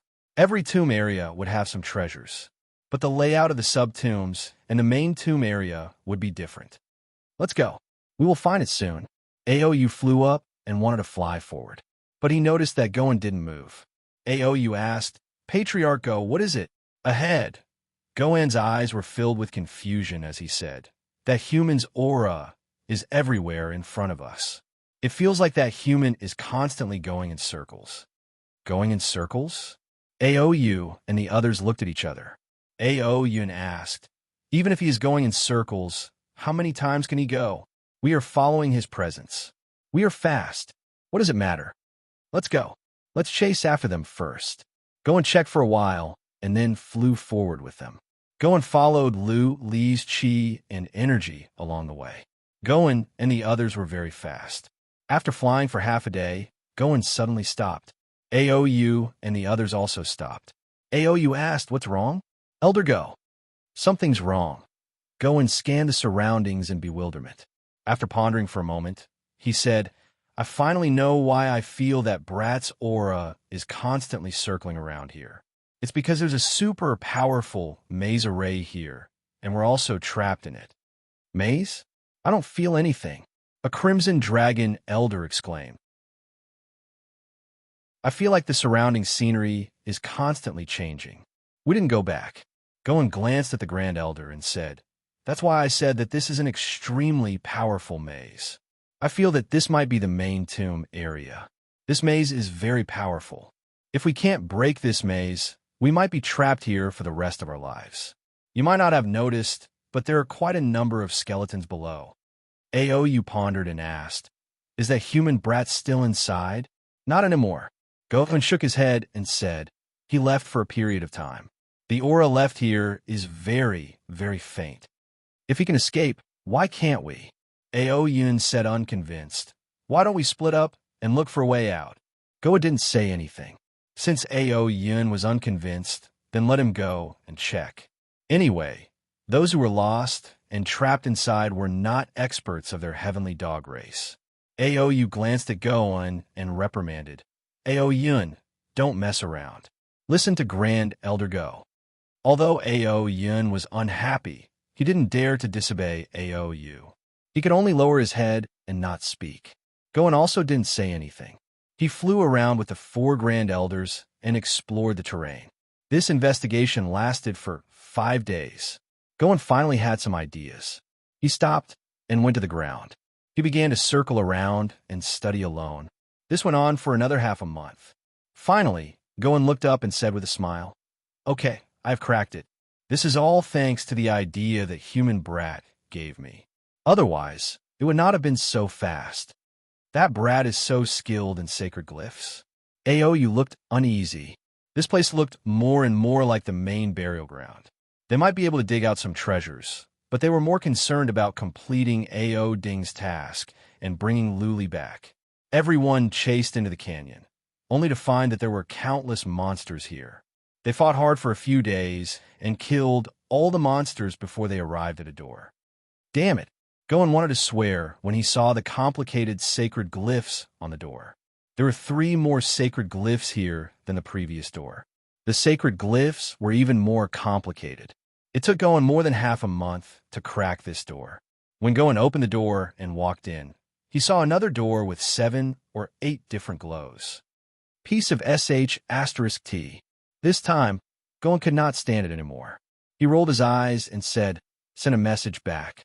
Ask your race to send a powerful warrior in sacred glyphs here. I will die of exhaustion if I have to solve the sacred glyphs alone. That's strong? Ao Yu frowned and asked, Patriarch Goan, can you work hard for a while? We will reward you handsomely. Not at all. Goan shook his head and said, this brat is ahead of us. He can solve the sacred glyphs much faster than I can. We'll never catch up with him like this. I don't have to guess. All the doors behind us are covered with sacred glyphs. We will never be able to catch up with him at this rate. Okay, fine. Ao Yu nodded. He took out a token and crushed it. After the time for 1 incense stick to burn, the space nearby began to tremble. Then, a face appeared in front of them. Cauldron King. Ao Yu and Ao Yun bowed at once, and so did Goan. This was Ao Ding's avatar. He was one of the most powerful warriors of the Red Dragon race, and one of the most powerful in the region of Infinite Star. Naturally, Goan had to bow. What's the situation? Ao Ding asked with a hint of dissatisfaction in his tone. Ao Yue hurriedly reported the situation. At the end, Goan added, Cauldron Sovereign, Goan is useless. If the Crimson Dragon race doesn't have any experts proficient in divine inscriptions, you can go to my race, and we will send reinforcements. There's no need. Ao Ding coldly snorted and said, you guys continue to track. I will arrange for a patriarch to come later. His attainment in sacred glyphs is ranked first in my race. I hope you guys will not disappoint me this time. Cauldron Emperor is referring to Ao Chi. Ao Yu's eyes lit up. The Red Dragon race's strongest expert in sacred glyphs was Ao Chi. If he really came, it would be very easy to solve these sacred glyphs. End of this chapter. Chapter 3055. At the moment, Luli did not even know where he was. Blood Fairy would carry out Lu Li's orders without any hesitation. She went from hall to hall. She would put away any treasures in the hall into the Holy Mountain. If there was any danger, she would control the Holy Mountain to move forward quickly. It passed by a large hall that had many large trees. Those large trees would pierce out tree roots that were extremely sharp and terrifying. Fortunately, the Sacred Mountain's defenses were strong enough to block those tree roots. There was another hall with statues. Usually, the statues would not move. But after passing the Holy Mountain, they would suddenly attack. Once, the Holy Mountain was smashed away for hundreds of feet. Fortunately, the statues could not move. Blood Fairy controlled the Holy Mountain to fly away. 18 gates. Blood Fairy remembered that she had passed by 18 gates. She had placed many divine patterns on each gate. The more she did, the more she learned. Blood Fairy would find a way to combine the divine patterns. When several divine patterns were combined, the divine patterns would mutate, which would increase the difficulty of deciphering. Blood Fairy did not care about anything else. She did not care if there was any danger ahead. Her only concern was to decipher the divine patterns until she reached the end. When there was nowhere else to go or something beyond her control, she would send a message to Luli. In the blink of an eye, another month had gone by. Blood Fairy had passed through 4 or 5 palaces before arriving at a valley. She had come to a stop because she had found a tree. She sensed something unusual about this tree. She was not a warrior, but she could not tell what was unusual about it. What is going on? Luli was woken up. As soon as Blood Fairy sent the message, he used psychic power to check. There was indeed something unusual about the tree. This tree looked very ordinary on the outside. It was neither tall nor large, and there were no spirit fruits on it. However, there was an inexplicable charm to this tree that made people feel very mysterious. Buzzing, Luli teleported out. He stood under the tree and observed carefully. The tree was old. The bark was old, but the leaves were lush and green. The leaves were oval. The tree did not look much different from an average tree. Luli walked around the tree. Then, he sat down on the ground and used the trace of Tao to sense. After the time for one incense stick to burn, Luli did not find anything different. The only thing he felt was that the tree was filled with an indescribable sense of Tao. Let's try cultivating. After some thoughts, Luli sat down with his legs crossed to cultivate. Soon, he opened his eyes in shock.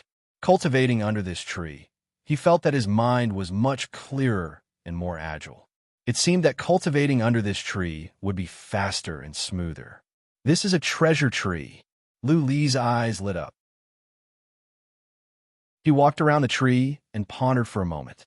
Then, he put his hands around the tree and tried to pull it out of the ground. Luli's strength was great. If it were an average tree, it would have been pulled out easily. However, he had exerted all his strength and the tree didn't move a bit. There are divine inscriptions protecting it. Luli shouted at once, "Blood Fairy, go underground and check the runes around the tree. Destroy the runes protecting the tree. I want to move the tree to the holy mountain." All right. Blood Fairy immediately burrowed into the ground. After a while, she discovered that the entire tree was protected by divine glyphs.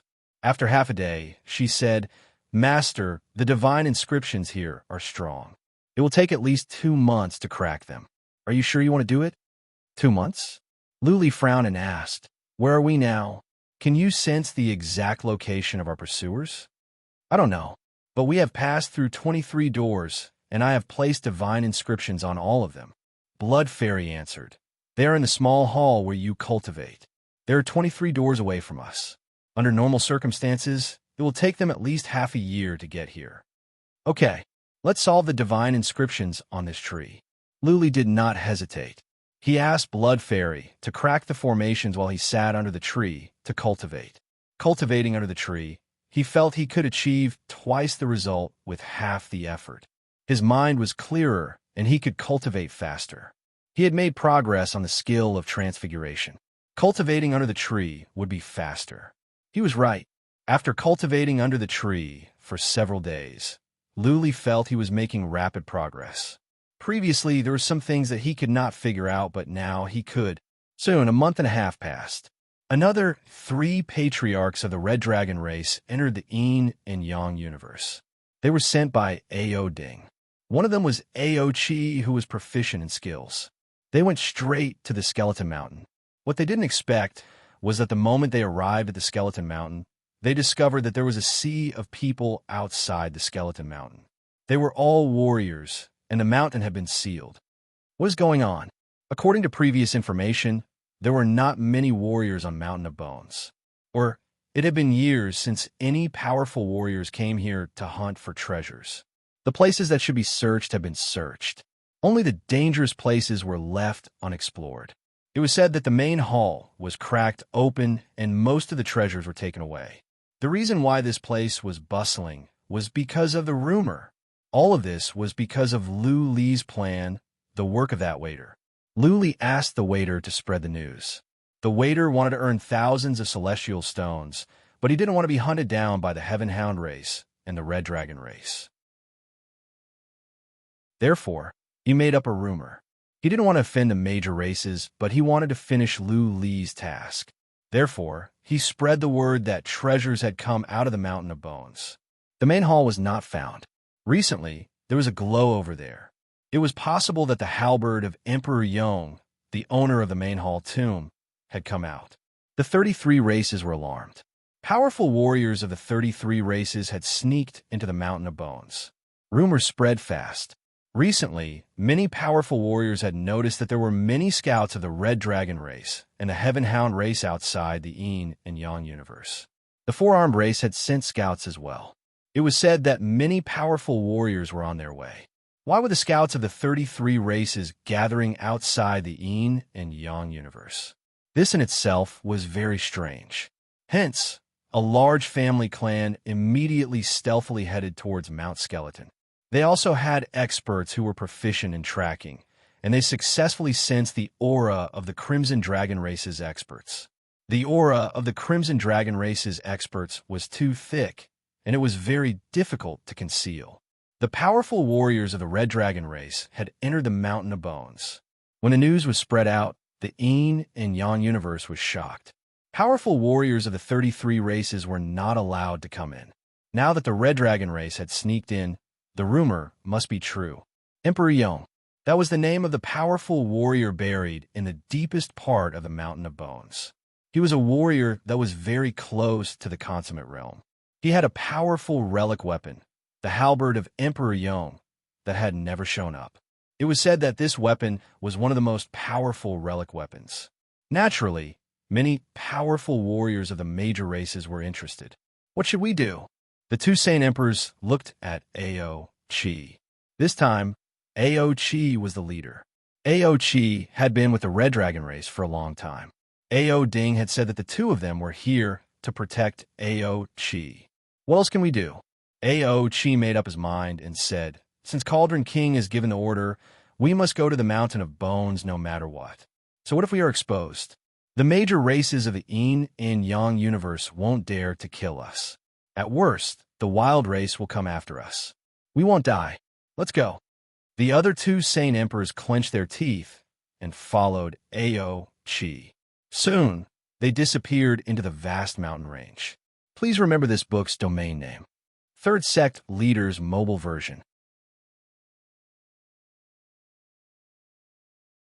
Chapter 3056. Ao Chi and the two Saint Emperors sneaked into the Mountain of Bones. They disguised themselves and checked the surroundings at the same time. They would run away as soon as there were any scouts. The Skeleton Mountain was surrounded by soldiers and scouts. However, these low-grade soldiers and scouts could not find Ao Chi and the others. The three Saint Emperors quickly rushed in. Whoosh! They had just gone in for thousands of miles when they sensed psychic power from the left. The three Saint Emperors were shocked.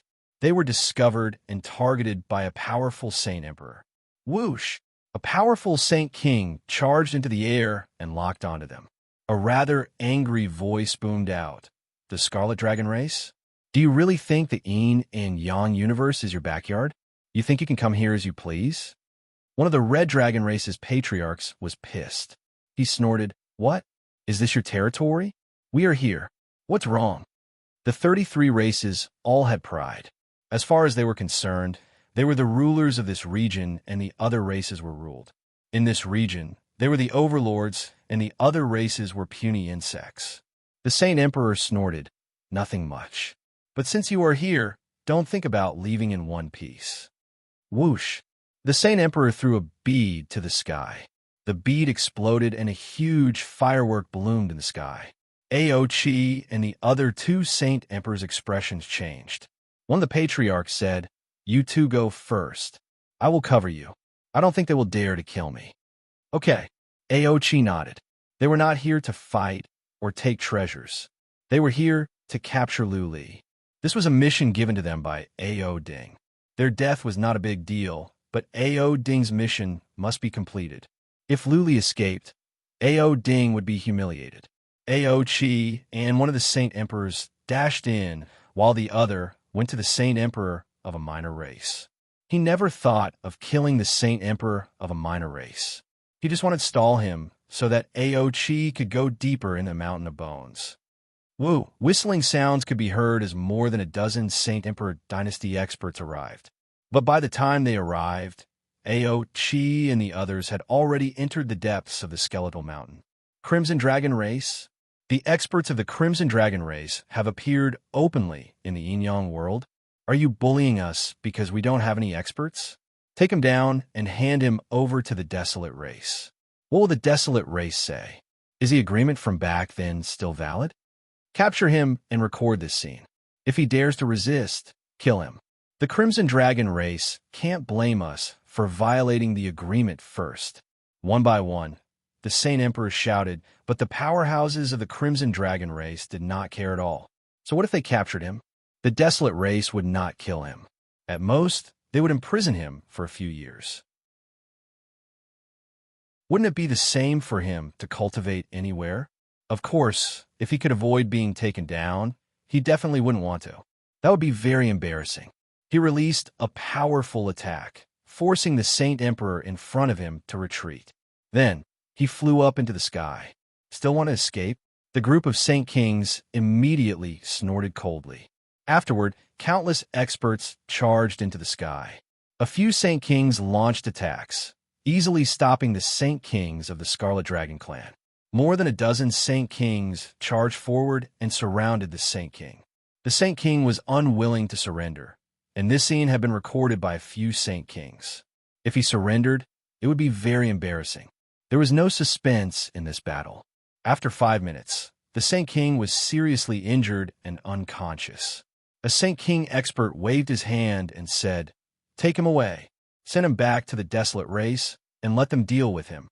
There are 2 more Saint Kings that have charged in. The Saint King from a small race bellowed. All the Saint Kings immediately flew into the depths of Skull Mountain. Since they had taken down one Saint King from the Crimson Dragon clan, they did not mind taking down the other Saint Kings. Another 3 Saint Kings from the Crimson Dragon clan had come, confirming the rumors from before. It seemed like the Skull Mountain's main tomb had been discovered. Was Emperor Yang's halberd about to appear? The battle here had alarmed many nearby scouts. Previously, it was just a rumor, but now that they had seen it with their own eyes, it caused an uproar. It seemed like the news of Emperor Yang's halberd appearing in Skull Mountain was true. If not, the Crimson Dragon clan would not have sent so many people over. The news quickly spread throughout the Yin and Yang world. Following that, it spread outwards at a terrifying speed throughout the infinite desolate star region. The Yin and Yang world's Skull Mountain's rare treasure had appeared. The Crimson Dragon clan and Tiango clan had violated the agreement and sent many experts in to snatch the treasure. Now, one of the Crimson Dragon clan's Saint Kings had been taken down. After the news spread, countless experts from the small races immediately rushed towards the Yin and Yang world. First, they wanted to snatch the treasure. Second, they wanted to join forces to deal with the Crimson Dragon clan and Tiango clan. Usually, these small races did not dare to offend the 33 large races. They were often bullied by the large races. Now that they had a rare opportunity, they were in the right. They naturally wanted to seize this opportunity to teach the Crimson Dragon clan and Heavenly Dog clan a lesson. They wanted to see how the Desolate Race would deal with this matter. They secretly made up their minds that no matter how many Saint Kings the Heavenly Dog clan and Crimson Dragon clan sent, they would take them down and hand them over to the Desolate Race. They wanted to see how the Desolate Race would deal with it. After the Desolate Race learned of this matter, they immediately sent a message to the nearby elders, asking them to rush over to mediate the matter. The Desolate Race was afraid that the Crimson Dragon clan and Heavenly Dog clan would mobilize a large number of experts into the Yin and Yang world. When that happened, it would probably lead to a huge war. These small races were originally angry and wanted to overturn the current situation. If it did not stir up trouble, how would they have the chance to rise up? There happened to be 3 Desolate Race members nearby. They were Miss Li and 2 elders. Miss Li did not return to the flying immortal world after the Shao demon died. Instead, she went to a strange world nearby. Something strange had happened in this world, so Miss Li went there to explore.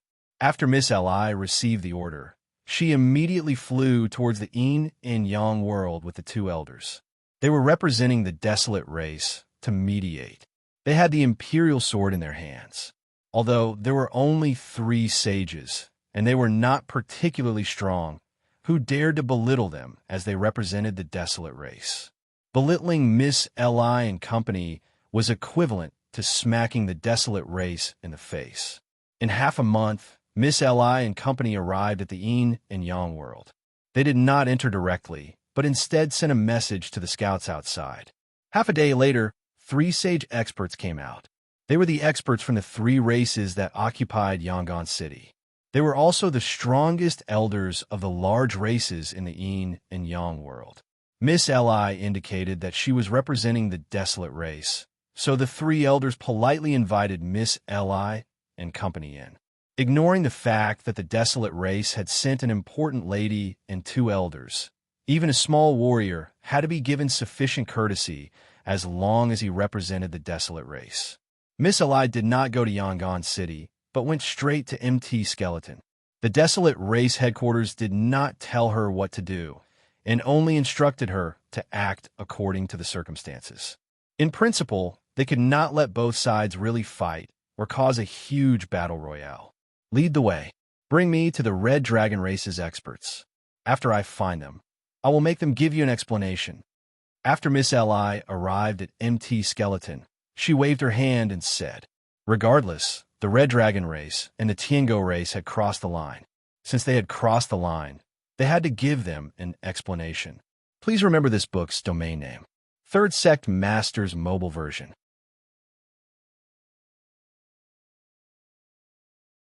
Chapter 3057. What Luli did not know was that his little trick had stirred up a storm in the outside world. He had been cultivating under that miraculous tree for over 2 months. He had mastered the skill of transfiguration.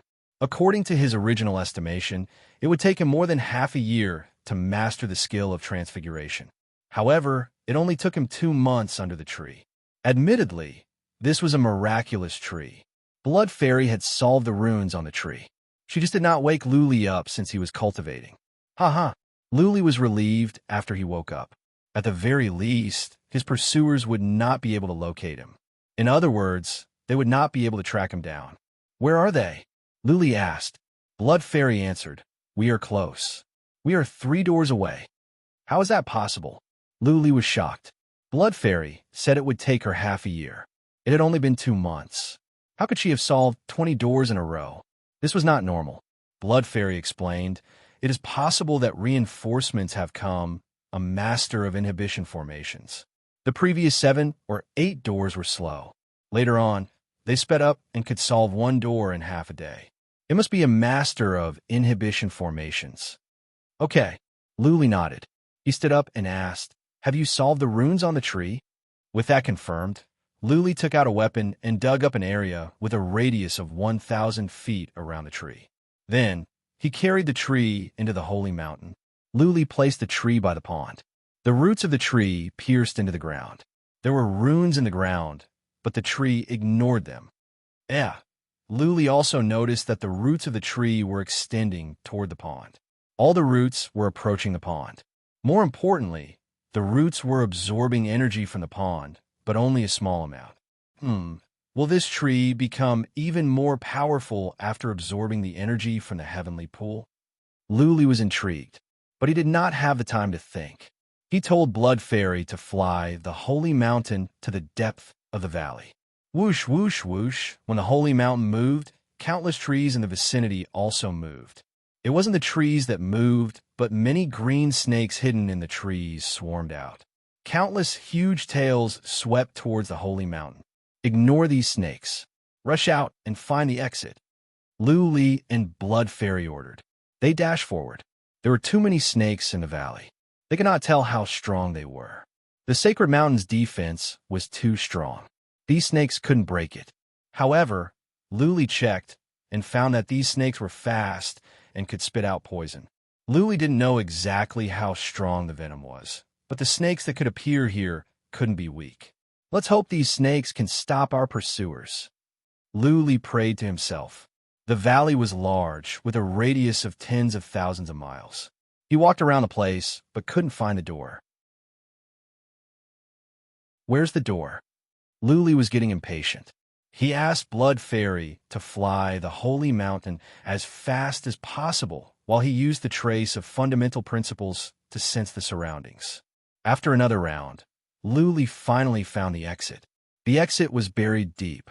It was not on the surrounding cliffs, but under the ground. It was under a tree, and the tree was surrounded by snakes. There must be tens of thousands of them. Blood Fairy, go and crack the door. As soon as Blood Fairy went out, she came back in. The venom of the snakes could hurt her. Luli had no other choice but to use dragon transformation and the armor of origin energy to dash out. Boom, boom, boom.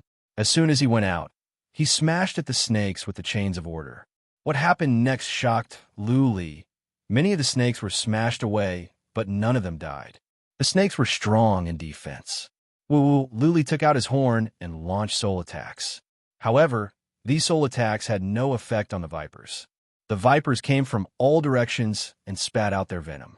Luli's origin energy armor was being corroded. Buzzing, Luli couldn't stand it any longer. He quickly sneaked into the sacred mountain.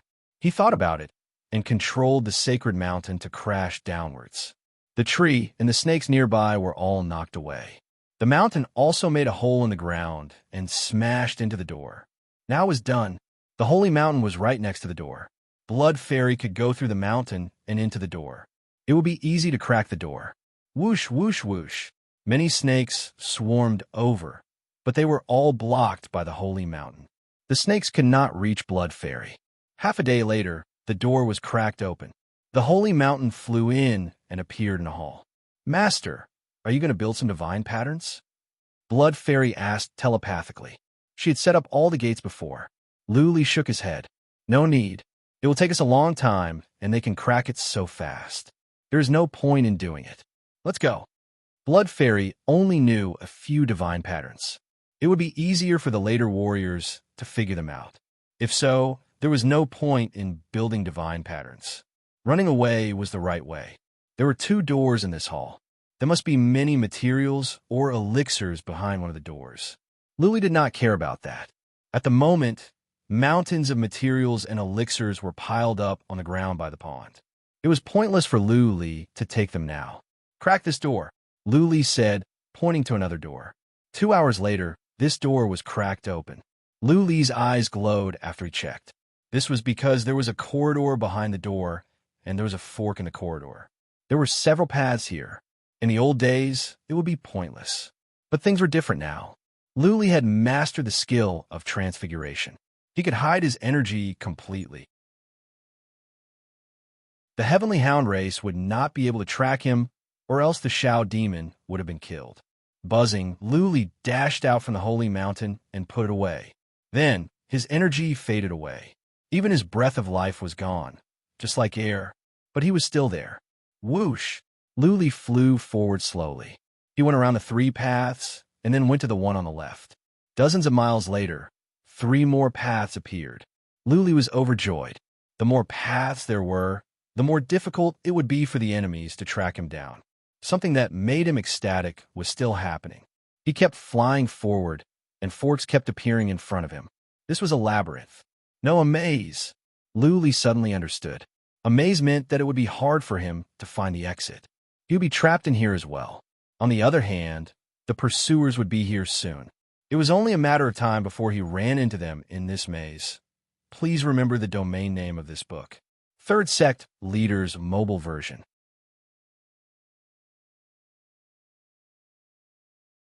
Chapter 3058. Blood Fairy, go and see if you can find the way. Since Blood Fairy and Luli had a spiritual connection, he was not afraid that she would lose her way. At the very least, she could find him. Blood Fairy went underground. Luli did not wait around. He pressed on, trying to find a way out. What if he was lucky enough to find a way out by a blind cat or a dead mouse? As it turned out, he had been overthinking. An hour later, he was at his top speed. He reached the end of a path, but it was a dead end. It was a wall engraved with powerful runes. Luli tried to smash at the wall, but it did not budge. Luli had to go back and take another path.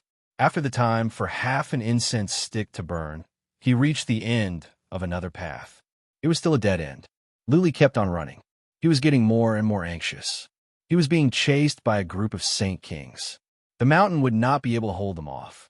Sooner or later, the mountain would be breached. Time moved on. 10 hours later, Luli had reached the end of 7 or 8 paths. All of them were dead ends. He gave up. There were so many paths. It was unlikely that he could find a way out by relying on luck. Otherwise, this place would not have been set up like this. He had to wait for Blood Fairy to come back. He took out the mountain and went in. Blood Fairy had taught him the runes of the mountain. He could control them easily now.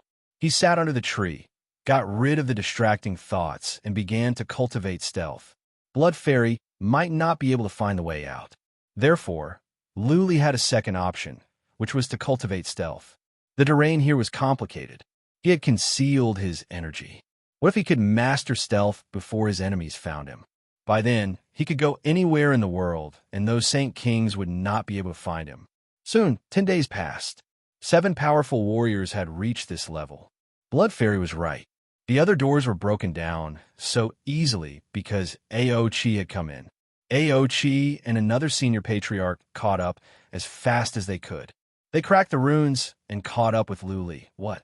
After entering this stage, Goen suddenly stopped. His large nose twitched, and a trace of astonishment appeared in his eyes. He closed his eyes and sensed for a moment before saying, "Oh no, the worst-case scenario has appeared." What happened? Aou swept a glance over, and the rest of the Saint Emperors looked at Goen smiled bitterly and said, "That brat's aura has completely disappeared. There's no aura at all." "How is this possible?" Aou said in bewilderment. "Along the way, there has been his aura. Why is there no aura here? Could he fly into the sky or burrow into the ground?" "Grand Elder Goen, did you sense wrongly?" Aou. Hearing this, Aou's expression turned cold, and he reprimanded, "If you dare to be rude to Grand Elder Goen again, I will definitely report this to the Patriarch when we return, and he will punish you severely." Aou seemed to be more afraid of Aou. He curled his lips and no longer spoke. Goen ignored Aou and looked at Aou, saying, "I've always been worried that this kid obtained Xiao Mo's true inheritance. Now it seems that the possibility is very high. He might have already succeeded in cultivating the divine transformation art. He can completely conceal his aura now. I can't track his aura anymore." "Xiao, the devil?" Aou's eyes were full of hatred as he gritted his teeth and said, "This old devil actually passed such a powerful secret art to a human brat? Such a heaven-shaking divine art to an outsider?" Goen thought for a moment and said, "I guess he has no other way. The Spirit King race has no clansmen left. He was already at death's door at that time and didn't want his own secret art to be lost. That's why this human bastard benefited from it. Then we have to chase after him even more." Aou said, "If we can capture this brat and interrogate him, we will have made a huge profit this time. Elder Goen, what do you say? Should we retreat, or should we chase together?" "Let's chase," Goen said helplessly. "We have been chasing for so long. How can we give up halfway? If this spreads out, I will have no place to put my old face." Soon, they reached a fork in the road. Aochi glanced around and said, "This should be a maze. There should be many forks in the road. We still can't sense that brat's aura. It will be even more difficult to track him." Aou looked at Aochi and said, "Aochi, can you solve this maze and find the right way out?" "Difficult. We have to see first," Aochi said after looking around for a moment. "Even you say it is difficult?"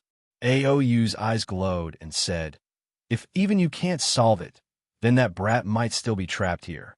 Let's split up and send a message as soon as we find him. If not, we will meet back here in a month." Okay, they were not worried about Lu Li's abilities. Therefore, they didn't have to worry about the dangers of splitting up. The group of powerful warriors split up and went in different directions. They were fast. Even though there were countless paths, they could finish searching all of them in a couple of months based on their speed. It was highly possible that they would meet Luli. Whoosh, whoosh, whoosh. In the desert behind Luli, a group of people were running with Lady Li in the lead. There were more than 30 Saint Kings from different races in the Yin and Yang universe. Lady Li was here to find the powerful warriors of the Red Dragon race and the Heaven Hound race. The other races were here as well. Of course, most of them were here to fight for the halberd of Sovereign Yong. They were trapped in the desert where there was a strong formation of illusion. The more than 30 Saint Kings knew some divine glyphs, but none of them were as good as going, let alone Ao-Chi. Therefore, they had been flying in here for a long time, but could not find a way out. Stop! Lady Li realized they could not go on like this. If they kept flying, it would be hard for them to get out. She waved her hand. The blue diamond mark between her eyebrows glowed. Many pictures flashed across her eyes. After a full 10 breaths of time, her eyes revealed a trace of surprise, and she murmured in a low voice, "The human brat is actually here? The Heaven Hound race and the Red Dragon race are after him? Isn't it because of the halberd of Sovereign Yong?" Lady Li murmured in a low voice. The patriarchs nearby did not hear her. They all looked over with confusion. Lady Li waved her hand and said, "Come with me. I know the way out." Lady Li led the group of Saint Kings in a circle. Soon, they left the desert and arrived at the canyon. Seeing the corpses of the monsters all over the mountain, one of the Saint Kings cried out, "Experts came in a long time ago. These beasts were killed a few months ago. It seems like the experts of the Red Dragon race and the Heaven Hound race came in before. These beasts look very powerful." An old man had a pointy head like a corn bud. His eyes lit up with a strange light as he said, "This is most likely the main tomb of Emperor Yong. The one that was rumored to be a fake tomb. This is the real one. Let's go. We have to catch up quickly. The halberd of Sovereign Yong must not fall into the hands of the Heaven Hound race and the Red Dragon race." The group of Saint Kings became excited and quickly flew forward. Lady Li sighed helplessly and followed. Her eyes were still filled with doubt. That human punk did not die. How did he manage to escape back then? Please remember this book's domain name. Third Sect Leader's mobile version.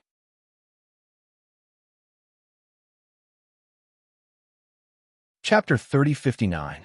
Master, I found you. Luli was still cultivating when he heard the voice, which cheered him up. He had been cultivating for over a month. He wondered if the pursuers were here yet. "Is it far?" Luli asked. Then he asked, "Where are the pursuers? Have you found them?" "The exit is far away," Blood Fairy replied. "There are 7 pursuers, and they're all looking for you. 2 of them aren't far from you, but this place is a labyrinth with paths everywhere. I'll lead the way. I'll make sure they don't run into you. Let's go." Luli was overjoyed. Blood Fairy flew the holy mountain slowly. The holy mountain was neither fast nor slow. It took many turns, and Luli did not even know where he was. Blood Fairy was able to pinpoint the exact location of the Saint Emperors. She took a detour around them. Over 2 hours later, Blood Fairy found the exit. It was a door. The rune on the door had been activated. Blood Fairy had activated the rune when she found the door. The holy mountain flew in. Inside was another hall. This time, Luli asked Blood Fairy to set the rune on the door. The rune was simple, just to make sure that the pursuers would come out from the maze. "There are 4 doors in this hall." Luli was delighted to take a look. The 4 doors could not all contain treasures. There must be 2 paths. In that case, it would be more difficult for the pursuers to track him down. He was not leaking any energy. The enemies would not be able to track him down based on his energy. Luli asked Blood Fairy to crack open the 4 doors. As he had expected, one of the doors contained materials. The other 3 doors led to different paths. They were all corridors, and they looked the same. "Close these 2 doors. Follow the original arrangement of the divine inscriptions. After we enter, the divine inscriptions on these doors must be restored to their original state." Luli ordered. Blood Fairy restored the runes on the 2 doors. Luli entered the 3rd path. When Blood Fairy was done, Luli flew forward on the holy mountain. The corridor was long and dim. It was spacious, with a width of 2 miles. It led to the unknown place. Luli sensed danger, but he did not worry. No matter how dangerous it was, the holy mountain could not be cracked open. Woo woo woo. Thousands of miles later, Luli suddenly heard a chilly wind howling ahead of him. He checked with psychic power and saw a dark cloud drifting over. Clearly, demons and monsters were coming. They must be creatures of darkness or souls. As expected, the black wind floated over, and a strange energy began to invade the holy mountain. Blood Fairy sensed it immediately, and she said, "Master, a spirit monster has entered the holy mountain and is heading towards you." Luli sensed it. He took the initiative. He took out his horn and released the law of divine sound. Many powerful soul attacks were directed at the soul monsters. There were many soul form monsters, thousands of them. These soul form monsters had no physical form and looked like worms. They were very small, so there was nothing strange about them. However, when Luli released his soul attack, he realized that the insects were ineffective. He was shocked. If it was a spirit monster, then it had to release a soul attack to be effective. Ordinary attacks were ineffective against spirit monsters. His divine sound law was not weak, and his soul was very strong. Yet, it was ineffective against these soul body monsters. Formation skills. Luli used formation skills, and this time, it worked. One worm was imprisoned. However, each formation skill could only imprison one worm. This time, there were thousands of them. The worms were fast. By the time Luli could imprison them one by one, they would have reached him. What to do? Luli thought. If push came to shove, he would have to use a drop of purple divinity. If the worms could get close to him, his soul might be in danger. Luli continued to release his spiritual formations and imprisoned dozens of worms. More worms had arrived near Luli. Luli had no other choice. He was about to use a drop of purple divinity when he noticed that the tree behind him was glowing. Then, a green shield covered him up. What? Luli was surprised. Why would the tree produce a shield? What was the function of a shield? Soon, countless worms came over, covering the sky and the ground. Dark clouds rolled over. However, when the dark clouds reached the shield, they could not go in. It seemed that the worms were afraid of the shield and did not dare to get close. This tree is impressive. Luli turned around and looked at the tree. He was impressed. Not only could the tree help in cultivation, but it could also fend off the attacks of soul body monsters. That was amazing. After a moment, Luli made sure that the soul body monsters could not come in. He said to Blood Fairy, "Blood Fairy, come to the tree as well. Fly the holy mountain forward and go through this corridor as soon as possible." Okay. The holy mountain flew on quickly. Along the way, there were so many of these soul body monsters. The entire corridor was filled with them. Luli could not tell how many there were. Countless soul body monsters entered the holy mountain, but they were all stopped by the shield of the tree. None of the worms dared to go in. Luli was alarmed. If it were not for the shield, he would not know what to do. The purple divinity could stop the worms for a while, but could it stop all of them? After the time for one incense stick to burn, the holy mountain arrived at the end of the corridor. There was a door. Luli found himself in a grand hall after he cracked the door open. Luli's expression grew solemn as he stepped into the hall. He had a feeling that he was about to reach the main burial ground. Such a grand hall. If this was just a branch burial ground or a fake one, they would be too extravagant. This great hall was very imposing. It was resplendent with gold and jade, and there were all kinds of reliefs on the walls. There were countless large stone pillars in the great hall, and the reliefs on these stone pillars looked very lifelike. There were also faint divine runes on the stone pillars. The entire great hall gave off an inexplicable sense of pressure, making it hard for people to breathe. This hall is dangerous. Luli sensed for a moment. His heart was pounding. The hall was empty, but somehow, Luli felt something was off. This place was like a dense jungle where ferocious beasts were lurking. Luli did not dare to move around. He used the mark of Tao to sense the surroundings carefully. At the same time, he asked Blood Fairy to check the runes in the hall. "Master, The stone pillars and the walls have runes. Do not touch them. Blood Fairy did not find anything wrong. Luli did not sense anything wrong either. He sat on the holy mountain and flew forward slowly, buzzing. When Luli passed between two stone pillars, the runes on the pillars suddenly glowed. Then the space around the holy mountain trembled. Luli was forced out. Whoosh! In a stone column on the left, on a relief sculpture, there was a huge hand. It suddenly came out and grabbed at Luli. The speed was so fast that the hand reached out at Luli's head as soon as Luli was shaken out. Please remember this book's original domain name. Third Sect Leader's mobile version.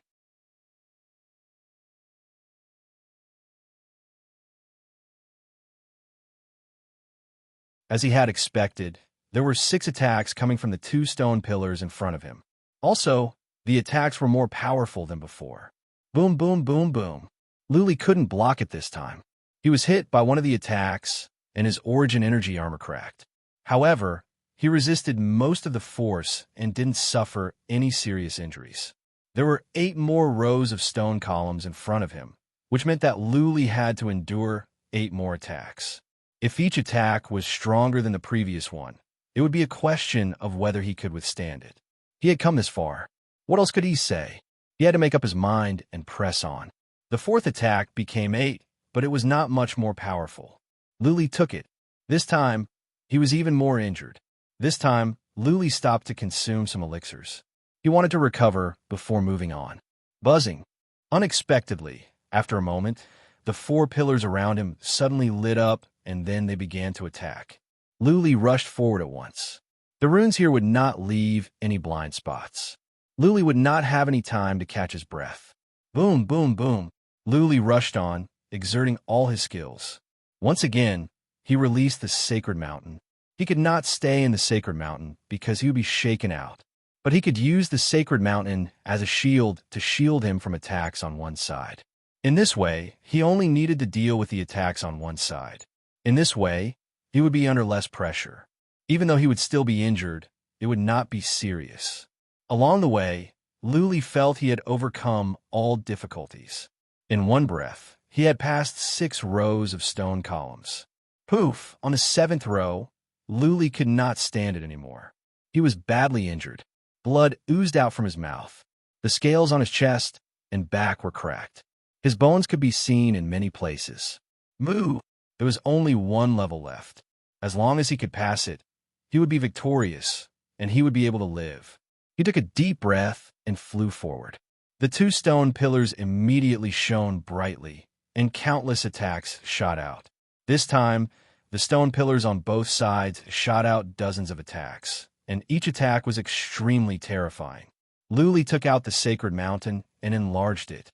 He hit on one side of the mountain so that he would not have to worry about the attacks from the left. He only had to defend against the attacks from the right. Dharma forms, blades of origin energy, chains of order, and so on. Luli exerted all his means to neutralize many attacks. Even so, he was still hit by several attacks. That being said, Luli could not care less. He dashed forward like crazy. Boom, boom, boom. On his way out, he was hit twice more. His head was hit as well. He blacked out and fell to the ground. His breaths were weak. Whoosh! Blood Fairy flew the sacred mountain over. She took Luli in and threw him into the pond. There was some energy in the pond. After Luli absorbed the energy, his wounds began to heal. He was not going to die. Whoosh! Blood Fairy flew the sacred mountain forward. She knew that there were pursuers. The further they could go, the better. There was a door up ahead. Naturally, this door was engraved with patterns as well. Blood Fairy stopped the sacred mountain and began to crack the door. A moment later, Blood Fairy was shocked. The patterns on the door were much stronger than before. It would take her half a month to crack it. By then, the pursuers would have caught up. Blood Fairy did not have human emotions. She did not have time to worry. She began to crack the patterns quickly.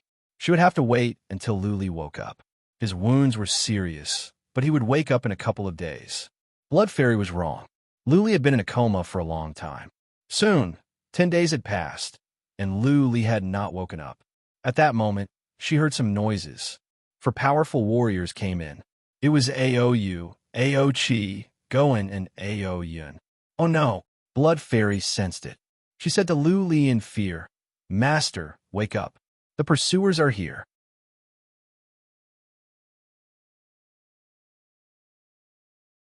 Chapter 3061. Ao Chi and the others wandered around the maze for a long time. Eventually, it was Ao Chi who solved the runes and found the exit. Otherwise, it would be impossible to find the exit by wandering around randomly. However, since all the powerful warriors were separated, Ao Chi only found a few. Fearing that Lu Li would run away, Ao Yu went after Lu Li as fast as he could without waiting for the other Saint Kings. The valley behind them did not have much of an effect on them. There were many poisonous snakes, but Ao Yu was a famous expert of the Crimson Dragon race. Fierce beasts of this level were naturally unable to harm him. Otherwise, he would have wasted all these years. The soul monsters behind them could not stop them either. Lu Li was wrong. Ao Yu and the others did not go the same way, but they would all end up in this hall. "We got him!" The four powerful warriors saw the sacred mountain in the distance and the blood on the ground. They were overjoyed. After such a long time, they finally caught up with Lu Li. Goen and Aoyue were both worried. They didn't expect that they would catch up with Lu Li here. Where are you going this time? Aoyin did not have time to rest. He dashed forward like crazy. As soon as he arrived at the first row of stone columns, the stone columns glared, and then 2 attacks were launched. Aoyin did not have time to react and was smashed back. But he was strong, so he was not hurt. "Don't be reckless," Ao scolded. "Don't you see the blood? There are runes here." Ao Chi. "Can you see if you can solve them?" Ao Chi had been studying. After an hour, he shook his head and said, "The runes here are hard to solve. It will take at least a few years. It is not worth it. Let's force our way in." "Okay." Ao nodded. He waved his hand and said, "I will lead the way. Ao Chi and Goen, you stay in the middle. Ao Yun, you stay behind." "Okay." Ao Chi and Goen were weaker, so they were in the middle to protect them. Of course, Ao Chi and Goen were happy.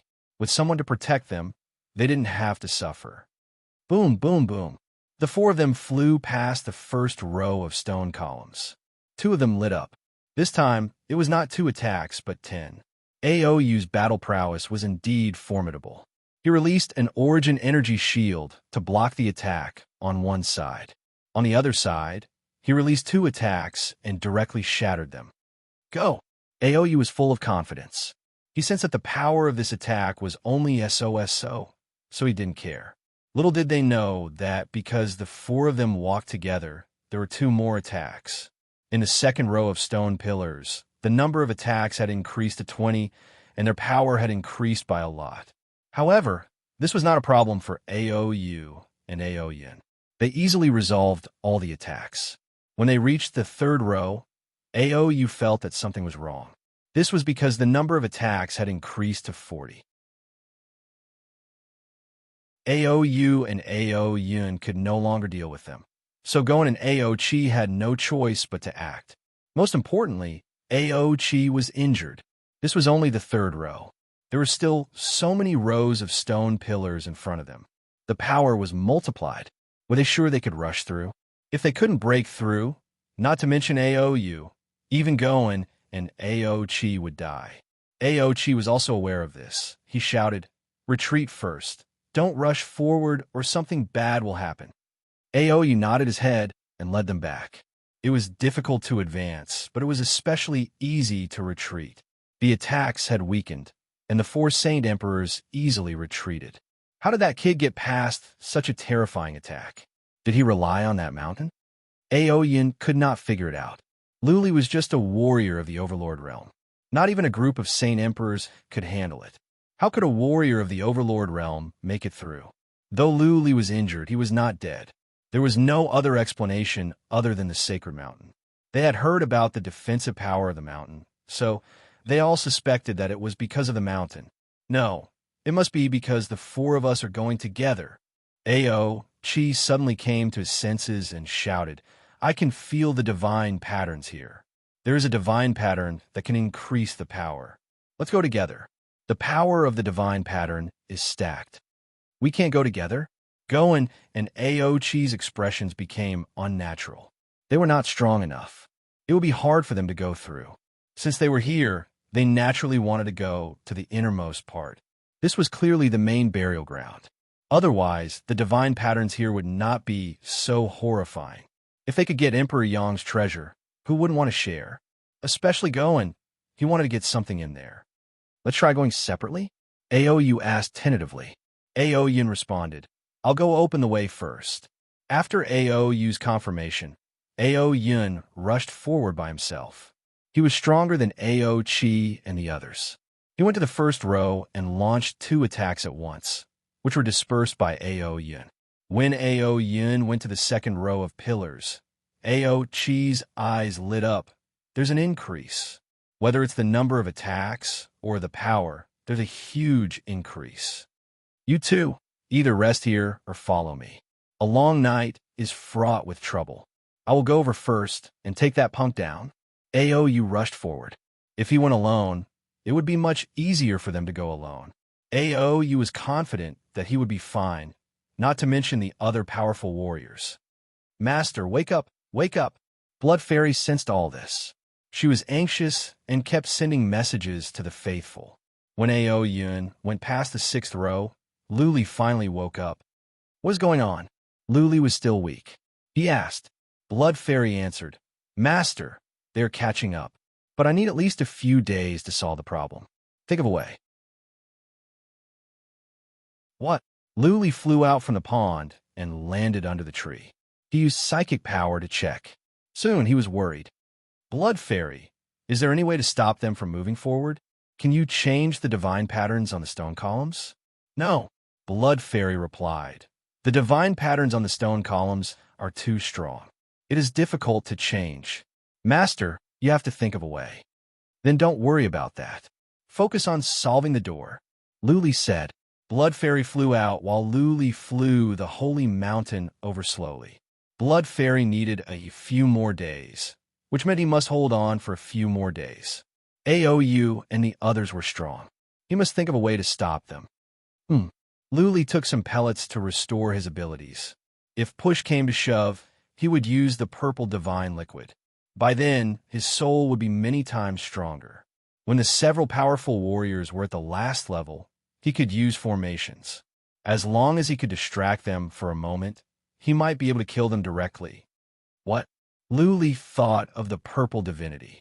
Out of instinct, he checked the realm of magic. There were 3 drops of black liquid.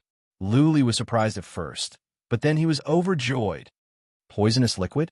When Luli absorbed the toxic air from the prison of devils, he wondered if the Dharma realm would produce some drops of toxic liquid. He didn't expect that the Dharma realm did. Please remember the domain name of this book. Third Sect Leader's Mobile Version.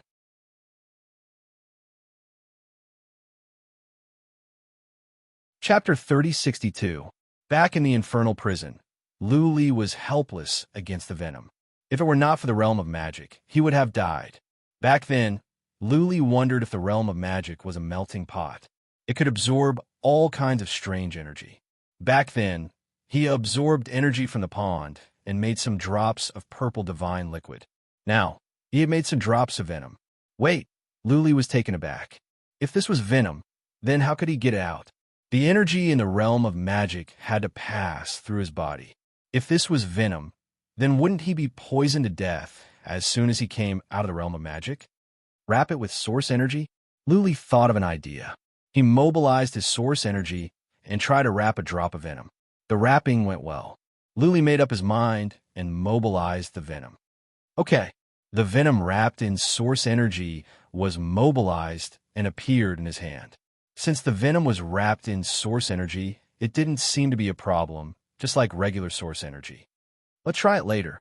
Luli controlled the holy mountain to stand 2 miles in front of the last row of pillars and waited quietly. He observed Ao Yun in the distance and Ao Yu behind him. What? Luli was surprised to find that the power of the divine patterns on Ao Yu and Ao Yun seemed to have increased. In other words, The divine patterns would be strengthened or weakened according to the realm of the warriors. Ao Yin was only 6 rows of pillars away. The attacks from the divine patterns had become horrifying. Even Ao Yin couldn't stand it anymore. It seemed that he could be injured at any moment. Goen and Ao Qi were on the move as well. Of course, they were after the treasures. They had a feeling that they could reach the main tomb of Emperor Yong in 1 or 2 more levels. There was an unspoken rule in the Crimson Dragon clan. Any treasure obtained by an elder would belong to them. Even a top-notch supreme divine artifact would belong to them. The experts of the clan would not fight for it. What was Ao Qi doing here? For one thing, it was Ao Ding's order. For another, he wanted to see what was inside. If he could get the halberd of Emperor Yong, then he would make a fortune. He was also a Saint Emperor, but this Saint Emperor was far inferior to Emperor Yong. He could also forge saint weapons, but the strength of a saint weapon was closely related to the strength of its master. Powerful saint emperors would condense their strongest laws onto their saint weapons. This saint weapon was actually the embodiment of a saint emperor's strongest attack. Yong Wang was an expert who was infinitely close to the great perfection realm. There weren't many experts at this level in each era. As for experts at the great perfection realm, there were at most 2 or 3 in each era. For example, in the entire infinite region, there were only 3 perfected heaven realm experts. One was the tribe leader of the desolate tribe, the other was the patriarch of the 33 large tribes, and the last was a reclusive expert. There were 33 major clans in infinite region, hundreds of strong clans and hundreds of small clans. There were also many old demons and hidden experts. How many saint emperors were there in infinite region? No one was able to calculate the exact number, because there were too many old demons and powerhouses in seclusion. However, even if it wasn't 1,000, it was still at least 800. There were so many saint emperors, but there were only 3 experts at the great perfection realm. This showed how difficult it was to reach the great perfection realm, and experts who were infinitely close to it were also extremely rare. In this era, there were only a few dozen experts at the great perfection realm in infinite region. Every one of them was famous and powerful. Yong Wang was such a powerful figure. Yong Wang wasn't from infinite region. He came from the outside, and no one knew where he came from. After he came here, he once occupied an entire domain and dominated it for many years. He even fought with one of the 33 large tribes. In the end, that large tribe gave up. Because they couldn't kill Yong Wang could continuously assassinate their clansmen. Yong Wang didn't have any children and naturally didn't have a family. When he came here, he was already very old and died after staying here for tens of thousands of years. Yong Wang had a halberd, which was also one of the weapons that made him famous. This weapon was stained with the blood of dozens of saint emperors. Yong Wang's halberd was also recognized as one of the strongest saint weapons. Many experts had entered Yong Wang's tomb to explore.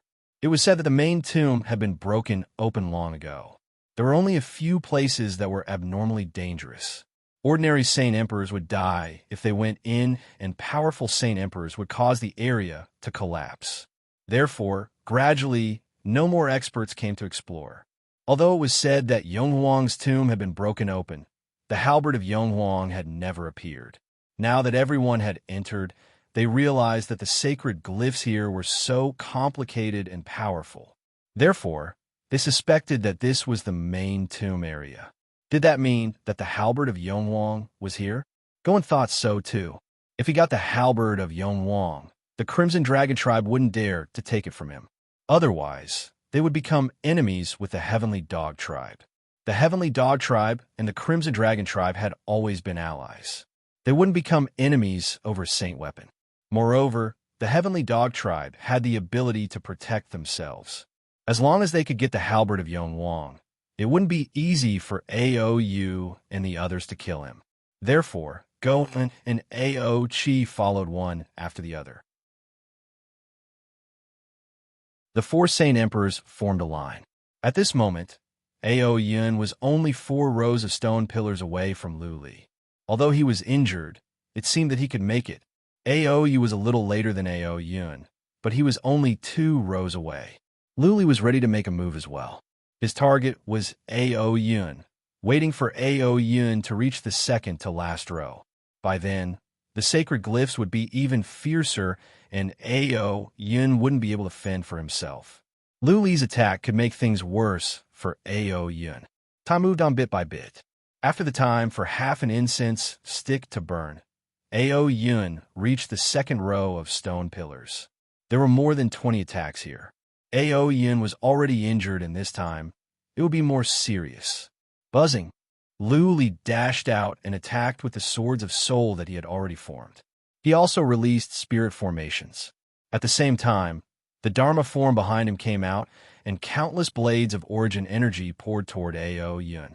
For kind of attacks, either Luli didn't make a move, or he released his most powerful attacks. He wanted to kill this powerful warrior of the Crimson Dragon tribe right away. Ao Yun's expressions changed. The dozens of attacks here were enough to give him a headache. He thought that even if he could survive, he would be seriously injured. He didn't expect that Luli would make a move at this moment. Even though the attacks didn't seem to be very powerful, it would make things worse for him.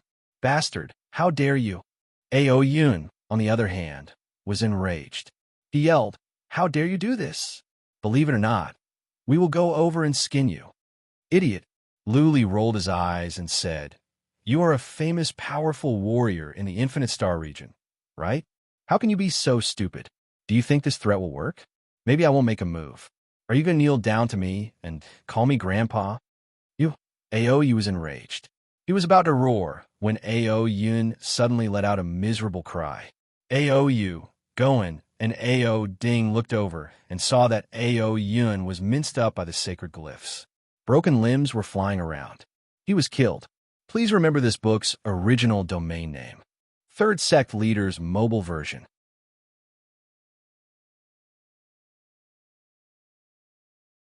Chapter 3063. Silence. The entire place suddenly became exceptionally silent. Although Ao Yun's combat strength was not particularly strong, he was still a top figure in Infinite Region and was one of the top elders in the Red Dragon tribe. They all sensed the divine pattern attack just now. Ao Yun should be able to survive it. But how come he was killed by Luli's attack? He was killed in an instant. Ao Yun could not figure it out. Ao Chi and Go were even more confused. There was nothing special about Luli's attack.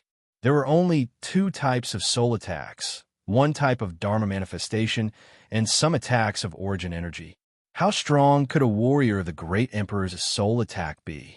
They could feel the power of Dharma manifestation, not to mention the attacks of origin energy. Therefore, Ao Yun, Goen, and Ao Chi could not figure out. It was because of this that the place became so quiet. Boom, boom, boom. The attack of the divine glyphs alarmed the 3 of them. Ao Yun and the other 2 quickly used skills to defend against the attack. At the same time, they used psychic power to check the place where Ao Yun died, and then to Luli. They were confused. That is impressive. Luli was the only one who knew how Ao Yun died. His attacks were not of much use. Not even the spiritual formations had much effect on Ao Yun.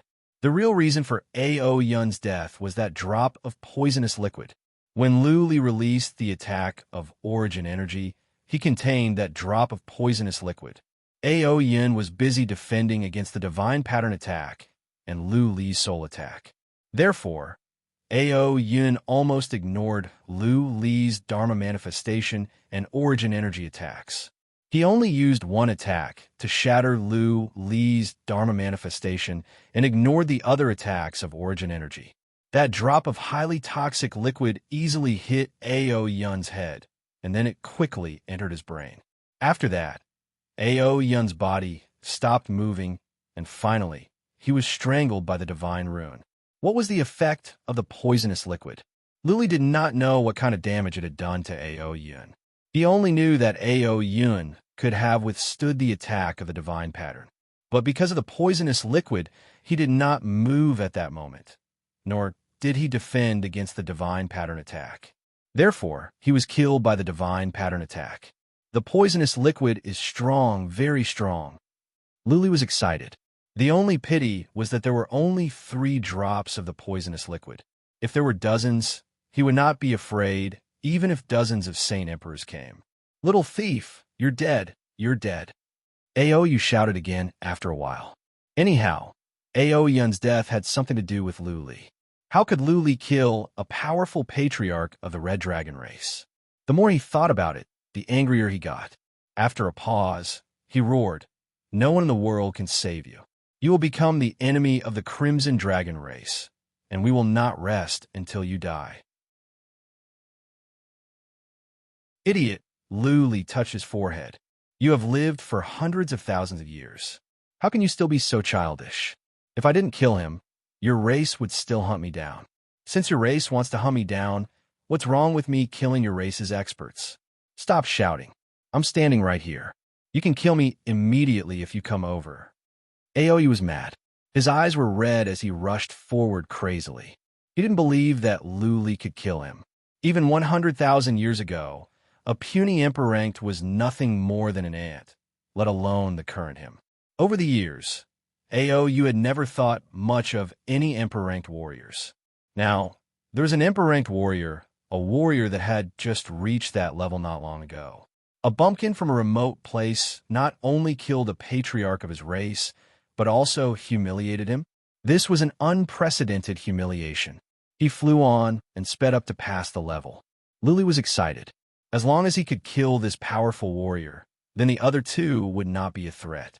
Patriarch Aoyu. Aochi had been checking where Aoyun died. All of a sudden, he said, "Calm down. Take a closer look at Aoyun's head." Aoyu looked over, and his pupils contracted. He saw a hole on one side of Aoyu's head. The hole was corroded, and it was still corroding. "What?" Aoyu was shocked. He finally understood how Aoyun died. Aoyu was poisoned. What they didn't understand was when Luli poisoned Aoyun. Was Luli a master of poisons? If so, Aoyu would not be able to survive. "Go back now." Aoyu was shocked to see how calm Luli was. Was Luli trying to provoke him on purpose? Was Luli trying to lure him over and then kill him with poison? "Go back." Aoyu thought about it. It was dangerous to go over now, but he was not in a hurry. Luli could not run away either. He had to go back and think of a way. He could attack when he had a surefire plan. Aoyu turned around and stepped back. It was difficult to move forward, but it was easier to go back. The power was reduced. Ao ding and go and step back as well. In the time for half an incense stick to burn, they were back. "Ha ha," Luli sneered. "Old fool of the Red Dragon race. Weren't you so arrogant just now? Don't you want to kill me? Now you're scared? Is this the best you can do? Have you been living like a dog all these years?" Aoyu flew into a rage. He was trembling with anger. How many years had it been since someone talked to him like this? Not even patriarchs of enemy races dared to humiliate him like this. "Calm down." Aochi looked at Aoyu emotionlessly and said, "Patriarch Aoyu, you are not yourself today. Why are you so easily angered? If you were a warrior of the same level, you would have been killed." Aoyu's expression became a little embarrassed, but he was a smart man after all, so he quickly calmed down. He realized that he was not himself. Maybe it was because Ao Ding was giving him too much pressure after such a long time. Maybe it was because Luli was too young and his rank was too low, which made Aoyu angry. Or maybe it was because he did not know how to explain to Ao Ding about Aoyun's death. Aoyu sat with his legs crossed, closed his eyes, and began to think. He must calm down enough so that he could find a way to kill Luli as soon as possible and wash away the humiliation. Aochi and Goen began to think as well. Luli was not worried. He needed time to wait for Blood Fairy to crack the Divine Rune. But after he cracked the Divine Rune, should he go in right away or what? He could not make up his mind. If he went in right away, Aoyu and the others would come right away. They would be there in the time for a few incense sticks to burn. In such a short time, Blood Fairy would not be able to lay the Divine Rune on the door. They would catch up soon. Who could tell if the next level would be such a good place? How could Luli defeat Aoyu on his own? If he did not go in, was he going to be in a stalemate with them? What if the Crimson Dragon clan sent even stronger reinforcements? What should he do then? For a moment, Luli was at a loss. He thought for a moment and decided to wait until the door was opened. He would see what was inside before making a decision. Soon, 5 days passed. AOU and the others had not found any solution. There were no blind spots or shortcuts. They must go through the divine runes. The divine runes here were highly targeted. The runes would grow with the warrior's strength. If there were more warriors, the runes would be more powerful. Therefore, there was no way to take advantage of the situation. They had to go through. However, Luli was able to hold the mountain pass alone. He had something poisonous that even Ao Yun couldn't withstand and died instantly. Then, they certainly wouldn't be able to either. Master, it's open. More than 2 hours later, Blood Fairy's voice rang out, and the door opened without a sound. Please remember the domain name of this book. Third Sect Leader's Mobile Version.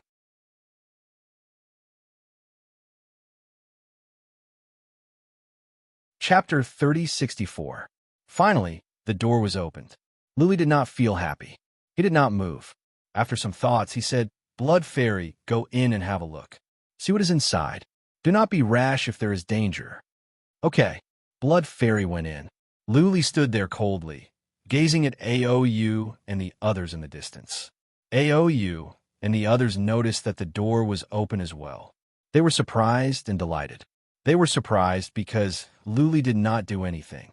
He did not see AOU decipher the runes. Why was the door open? They were delighted because Luli was going to go in. AOU and AOU could follow him.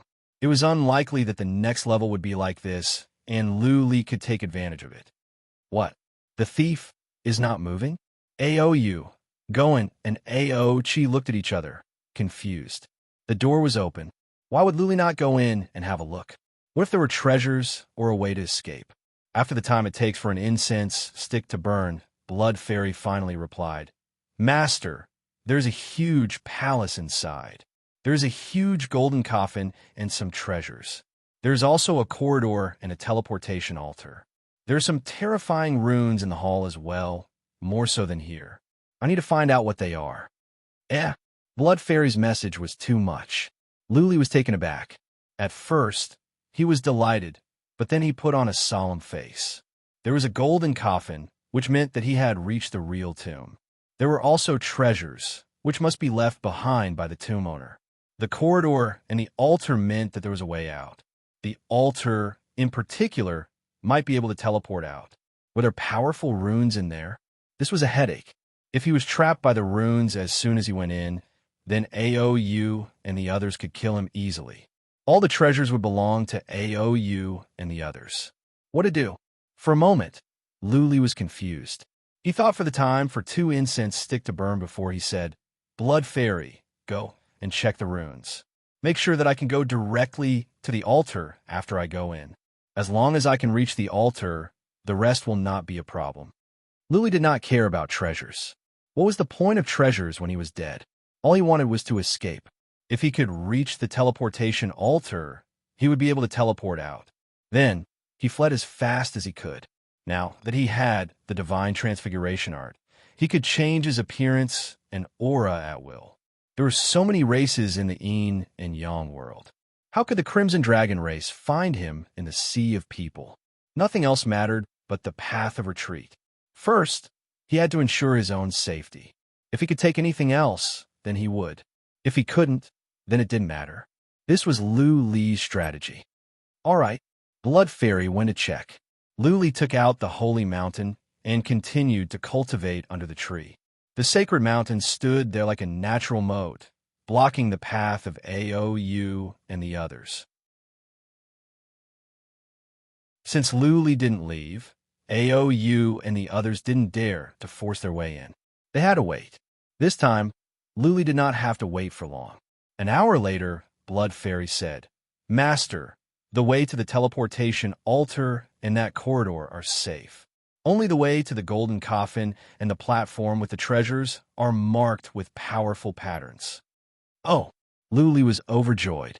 As long as the way out was safe, he could advance or retreat at will. After some thoughts, he decided to leave. Staying here was not a solution. He could not stay here for the rest of his life. The Red Dragon race had so many powerful warriors. If they could send 3, then they could send more powerful ones later. Now that he had killed AOU, he had become the archenemy of the Red Dragon race. Let's go.